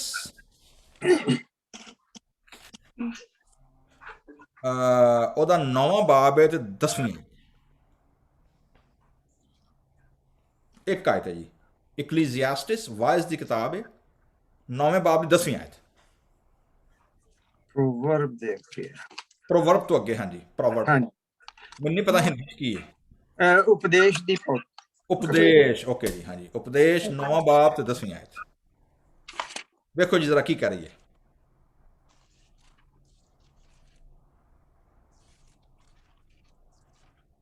ਪੜੋ ਜੀ। 9ਵਾਂ ਬਾਬ 10ਵੀਂ ਆਇਤ। 10ਵੀਂ ਆਇਤ। ਉਪਦੇਸ਼ਕ ਦੀ ਪੋਥੀ 9ਵਾਂ ਬਾਬ ਉਹਦੀ 10ਵੀਂ ਆਇਤ। ਜਿਹੜਾ ਕੰਮ ਤੇਰੇ ਹੱਥ ਲੱਗਦਾ ਹੈ ਉਹ ਆਪਣੇ ਸਾਰੇ ਜ਼ੋਰ ਨਾਲ ਕਰ, ਕਿਉਂ ਜੋ ਪਤਾਲ ਵਿੱਚ ਜਿੱਥੇ ਤੂੰ ਜਾਂਦਾ ਹੈ ਕੋਈ ਕੰਮ ਨਾ, ਖਿਆਲ ਨਾ, ਗਿਆਨ ਨਾ, ਬੁੱਧ ਹੈ। ਓਕੇ ਜੀ, ਤੁਹਾਡੇ ਕੋਲ ਕੀ ਲਿਖਿਆ ਜੀ? ਪੰਜਾਬੀ ਪੜ੍ਹੋ ਜ਼ਰਾ। ਜੋ ਕੁਝ ਵੀ ਤੁਸੀਂ ਕਰੋ ਪੂਰੀ ਮਿਹਨਤ ਨਾਲ ਕਰੋ, ਕਿਉਂਕਿ ਮੁਰਦਿਆਂ ਦੇ ਸੰਸਾਰ ਵਿੱਚ ਜਿੱਥੇ ਤੁਸੀਂ ਜਾ ਰਹੇ ਹੋ ਨਾ ਕੋਈ ਕੰਮ, ਨਾ ਵਿਚਾਰ, ਨਾ ਗਿਆਨ ਅਤੇ ਨਾ ਹੀ ਬੁੱਧੀ ਹੋਵੇਗੀ। ਠੀਕ ਹੈ ਜੀ, ਜੋ ਕੁਝ ਕਰਨਾ ਇੱਥੇ ਕਰਨਾ ਰੇ। ਸੋ ਇਸੇ ਲਈ ਮੈਂ ਜਦੋਂ ਪ੍ਰੀਚ ਕਰਨਾ, ਮੈਂ ਜਦੋਂ ਮੈਂ ਆ ਕੇ ਤਿਆਰੀ ਕਰਨਾ ਕਿਸੇ ਪ੍ਰੋਗਰਾਮ ਦੀ ਵੀ, ਕੁਝ ਵੀ ਕਰਨਾ, ਛੋਟਾ ਤੋਂ ਛੋਟਾ ਕੰਮ ਹੈ, ਕਿਸੇ ਸ਼ਖਸ ਨੂੰ ਮਿਲਣਾ ਹੋਏ, ਕਿਸੇ ਨੂੰ ਕਰਨਾ ਹੋਏ, do with your whole mindfulness. Why? ਕਿਉਂਕਿ ਤੁਹਾਨੂੰ ਨਹੀਂ ਪਤਾ ਅਗਲੀ ਵਾਰੀ ਮੌਕਾ ਮਿਲੇ ਜਾਂ ਨਾ ਮਿਲੇ। ਨਾ ਮਿਲੇ। ਠੀਕ ਹੈ, ਹੂ ਨੋਸ। ਤੁਹਾਡੇ ਕੋਲ ਪਤਾਲ ਵਿੱਚ ਲਿਖਿਆ ਜੀ, ਜਹਾਂ ਤੂੰ ਜਾਤਾ ਹੈ ਨਾ ਕੰਮ, ਨਾ ਮਨਸੂਬਾ, ਨਾ ਇਲਮ ਤੇ ਨਾ ਹਿਕਮਤ। ਸੋ ਜਿਹੜੇ ਪਾਸੇ ਤੁਹਾਨੂੰ ਖੁਦਾ ਦਾ ਰੂਹ ਓਪਰਚੁਨਿਟੀ ਦੇ, ਜਿੱਥੇ ਖੁਦਾ ਦਾ ਰੂਹ ਤੁਹਾਨੂੰ ਆਖਿਆ ਕੰਮ ਕਰ ਲਵੋ, ਡੋਂਟ ਪ੍ਰੋਕ੍ਰਾਸਟੀਨੇਟ। ਉਹਨੂੰ ਕੀ ਕਰੋ? ਪੂਰੇ ਬਲ ਦੇ ਨਾਲ, ਪੂਰੀ ਉਹਦੇ ਨਾਲ ਕੀ ਕਰੋ? Try to achieve with your whole power. ਕਿਉਂ? ਕਿਉਂਕਿ ਜਿੱਥੇ ਜਾਣਾ ਹੈ ਨਾ ਕੋਈ ਕੰਮ, ਨਾ ਮਨਸੂਬਾ, ਨਾ ਹਿਕਮਤ, ਨਾ ਦਾਨਿਸ਼। ਕੰਮ ਖਤਮ। ਠੀਕ ਹੈ ਜੀ। ਜ਼ਬੂਰ ਨੂੰ ਇਸ ਕੀ ਕਹਿ ਰਿਹਾ ਜੀ? ਆਂਦਾ ਖੁਦਾਵੰਦ ਦਾ, ਜੇ ਮੈਂ ਗੋਰ 'ਚ ਜਾਵਾਂਗਾ, ਕਬਰ 'ਚ ਉਤਰ ਜਾਵਾਂਗਾ ਤੇ ਮੇਰੀ ਮੌਤ ਨਾਲ ਕੀ ਫਾਇਦਾ? ਮੇਰੀ ਮਿੱਟੀ ਤੇਰੀ ਸਤਾਇਸ਼ ਕਰੇ। ਆਂਦਾ ਜੀ ਕੀ ਉਹ ਕੀ ਤੇਰੀ ਸੱਚਾਈ ਬਿਆਨ ਕਰੇਗੀ? ਠੀਕ ਹੈ। ਸੁਣਾ ਖੁਦਾਵੰਦ ਮੁਝ ਪਰ ਰਹਿਮ ਕਰ। ਓਹੋ, ਦਿਸ ਇਜ਼ ਪਾਵਰਫੁਲ ਪ੍ਰੇ। ਇਹ ਬੜਾ ਇੱਕ ਮਸ਼ਹੂਰ ਗੀਤ ਨੇ, ਗ੍ਰੀਕ ਲੈਟਿਨ ਲੈਂਗੁਏਜ ਨੇ, ਲੋਕਾਂ ਨੇ ਵੈਸਟਰਨ ਵਰਲਡ ਨੇ ਬੜੇ ਅੱਛੇ ਗੀਤ ਸਿਰਫ ਇੱਕ ਆਇਤ ਤੇ ਬਣਾਏ ਹੋਏ ਨੇ। ਕਿਰੀਏ ਇਲਾਈਜ਼ਨ। ਕਿਰੀਏ ਮਤਲਬ ਓ ਲਾਰਡ ਕੰਪੈਸ਼ਨ ਔਨ ਮੀ, ਮੇਰੇ ਤੇ ਰਹਿਮ ਕਰ ਖੁਦਾਇਆ ਰਹਿਮ ਕਰ, ਮੁਝ ਪਰ ਰਹਿਮ ਕਰ। ਇਹ ਇੱਕ ਆਇਤ ਜਿਹੜੀ ਨਾ, ਰਹਿਮ ਕਰ। ਇਹ ਖੁਦਾਵੰਦ ਤੂੰ ਮੇਰਾ ਮਦਦਗਾਰ ਹੋ। ਠੀਕ ਹੈ ਜੀ। ਉਹਦੀ ਵਜ੍ਹਾ ਕੀ ਹੈ? ਇਹ ਵੇਖੋ ਨਾ, ਪਰਸਨਲ ਦੁਆ ਆ ਗਈ ਆ। ਠੀਕ ਹੈ, ਰੀਜ਼ਨ ਦੇਣ ਦੇ ਬਾਅਦ ਉਹ ਕੀ ਕਰਨ ਡਿਆ? ਪਰਸਨਲ ਫੇਰ ਆ ਗਿਆ ਵੇ, ਸੁਣ ਲੈ ਐ ਖੁਦਾਵੰਦ ਮਦਦਗਾਰ ਹੋ। ਅੱਗੇ ਕਹਿ ਰਿਹਾ ਜੀ, पास्ट टेंस आ गया, तूने मेरे मातम को नाच से बदल डाला। इंटरेस्टिंगली नाच नू और अपनी ट्रांसफॉर्मेशन नू पेश करदा जी, तूने मेरा टाट, मेरे अफसोस, मेरे मातम नू ला के ते मुझे खुशी से कमर बस्ता कर दिया। जो बंदा खुश होंदा ना, कई बच्चे तो वेखो ना खुश होंगे, कई बच्चे ने मुख्तलिफ एक्सप्रैशन कर देना, कई वड्डे भी ने, किसी का दिल करेगा भी नचन ना तो नहीं नचते। अजकल मैंने साढ़े पंजाबी लोग बड़े पसंद ने, वो जिथे दिल करे अल्लाह खैर सलाह, कोई परवाह कोई नहीं। ठीक है ना, जो दिल करता है भावें नचना है, भंगड़ा पाना है, जो मर्जी करना है, गो अहेड, डोंट वरी। तो कह रहा है जी, खुदावंद तू मेरा मददगार रहा वे, तू मेरे मातम नू मेरे डांस चेंज कर दिता वे। सो ਜਿਹੜੇ ਲੋਕ ਖੁਦਾ ਦੀ ਹਜ਼ੂਰੀ 'ਚ ਨੱਚਦੇ ਨੇ ਉਹਨਾਂ ਨੂੰ ਕਦੀ ਵੀ ਡੀਗ੍ਰੇਡ ਸਮਝਣ ਦੀ ਕੋਸ਼ਿਸ਼ ਨਾ ਕਰੋ, because they are on a different expression, they are on a different level. ਤੁਸੀਂ ਸ਼ਾਇਦ ਐਕਸਪ੍ਰੈਸ਼ਨ ਤਾਲੀਆਂ ਮਾਰ ਕੇ ਕਰ ਲਓ, ਚੁੱਪ ਕਰਕੇ ਬਹਿ ਜਾਓ। ਵੇਖੋ ਨਾ, ਕਈ ਲੋਕੀ ਨੇ, ਸਾਡੇ ਪਾਕਿਸਤਾਨੀ ਟੀਮ ਮੈਚ ਜਿੱਤੀਏ, ਉਹ ਵੇਖਿਆ ਹੋਗਾ ਨਾ, ਉਹ ਬਹੁਤੇ ਲੋਕ ਥੱਲੇ ਸਜਦੇ ਜਾ ਪੈਂਦੇ ਨੇ ਠੱਕ ਕਰਕੇ। ਠੀਕ ਹੈ ਨਾ, ਉਹ ਕੋਈ ਵਿਕਟ ਵੁਕਟ ਲਏਗਾ ਨਾ ਕੋਈ, ਤਾਂ ਕੋਈ ਛਾਲਾ ਮਾਰਨਾ ਸ਼ੁਰੂ ਕਰ ਦੇਣਗੇ। ਮਤਲਬ each and every person have a different expression of their thanksgiving. ਤੇ ਕਿਸੇ ਦੂਜੇ ਦੇ ਐਕਸਪ੍ਰੈਸ਼ਨ ਨੂੰ ਅਗਰ ਤੁਸੀਂ ਨਹੀਂ ਕਰਦੇ ਨਾ, ਉਹਦਾ ਮਤਲਬ ਇਹ ਨਹੀਂ ਕਿ ਦੂਜਾ ਵੀ ਨਹੀਂ ਕਰ ਸਕਦਾ। ਠੀਕ ਹੈ ਨਾ। ਮਤਲਬ ਮੈਂ ਤੁਹਾਨੂੰ ਇੱਕ ਸਾਦਾ ਜਿਹੀ ਮਿਸਾਲ ਦੇਣਾ, ਫਿਰ ਅਸੀਂ ਵਾਈਂਡ ਅਪ ਕਰਾਂਗੇ। ਉਹ ਮੈਂ ਨਾ, ਮੈਂ ਦੱਸਿਆ ਨਾ, ਜਿਵੇਂ ਸ਼ੁਰੂ ਮੈਂ ਪੈਂਤੀਕੋਸਟਲ ਚਰਚ ਦਾ ਕੁਆਰ ਲੀਡਰ ਸਾਂ, ਤੇ ਉਹ ਨਾ ਅਸੀਂ ਜਦੋਂ ਦੁਆ ਹੋਣੀ ਪਰ ਤੇ ਬੜਾ ਹਾਲਾ ਲਾ, ਇਹ ਤਾਂ ਜਨਾਬ ਉੱਚਾ ਉੱਚਾ, ਤੇ ਇਹ ਉਹ, ਤੇ ਬੜਾ ਜਨਾਬ ਖੱਪ ਸ਼ੋਰ ਪਾ ਦੇਣਾ ਕਰਨਾ। ਅੱਛਾ, ਮੈਂ ਨਾ ਆਪਣੇ ਜਦੋਂ ਪਹਿਲੀ ਸੈਮਨਰੀ ਦੇ ਪਹਿਲੇ ਸਾਲ ਛੁੱਟੀ ਜਦੋਂ ਵਾਪਸ ਆਇਆ ਨਾ, ਐਨਜੀ ਪ੍ਰੇਅਰ ਮੀਟਿੰਗ ਜਿਹੜੀ ਮੈਂ ਲੀਡ ਕਰਨਾ, ਮੈਂ ਲੀਡ ਕਰਨ ਦੀ ਬਜਾਏ ਨਾ, ਤੇ ਮੈਂ ਸਾਈਡ 'ਤੇ ਹੋ ਕੇ ਬਹਿ ਗਿਆ ਚੁੱਪ ਕਰਕੇ, ਕਿ ਮੈਂ ਕਿਹਾ ਯਾਰ ਮੈਂ ਬੈਠਾ ਦੁਆਰ ਵਿੱਚ, ਤੇ ਆਈ ਸ਼ੁੱਡ ਕੀਪ ਸਾਇਲੈਂਸ। ਔਰ ਬਾਕੀ ਸਾਰੇ ਪਬਲਿਕ ਉਂਝ ਹੀ ਲੱਗੀ ਹੋਈ ਨਾ। ਸਾਡਾ ਪੁਰਾਣਾ ਡੀਕਨ ਸੀ ਨਾ, ਉਹ ਆਇਆ, ਉਹਨੂੰ ਲੱਗਾ ਕਿ ਸ਼ਾਇਦ ਮੈਂ ਨਾ ਚੁੱਪ ਕਰਕੇ ਸੁੱਤਾ ਵਾਂ। ਮੈਨੂੰ ਆਂਦਾ, ਮੈਨੂੰ ਕੰਦਰ ਫੜ ਕੇ ਆਂਦਾ, ਭਾਈ ਜੀ ਦੁਆ ਕਰੋ। ਮੈਂ ਉਹਨੂੰ ਕਿਹਾ ਯਾਰ ਕਰਨ ਡਏ ਆ। ਆਂਦਾ ਠੰਡੇ ਹੀ ਹੋ ਗਏ ਹੋ।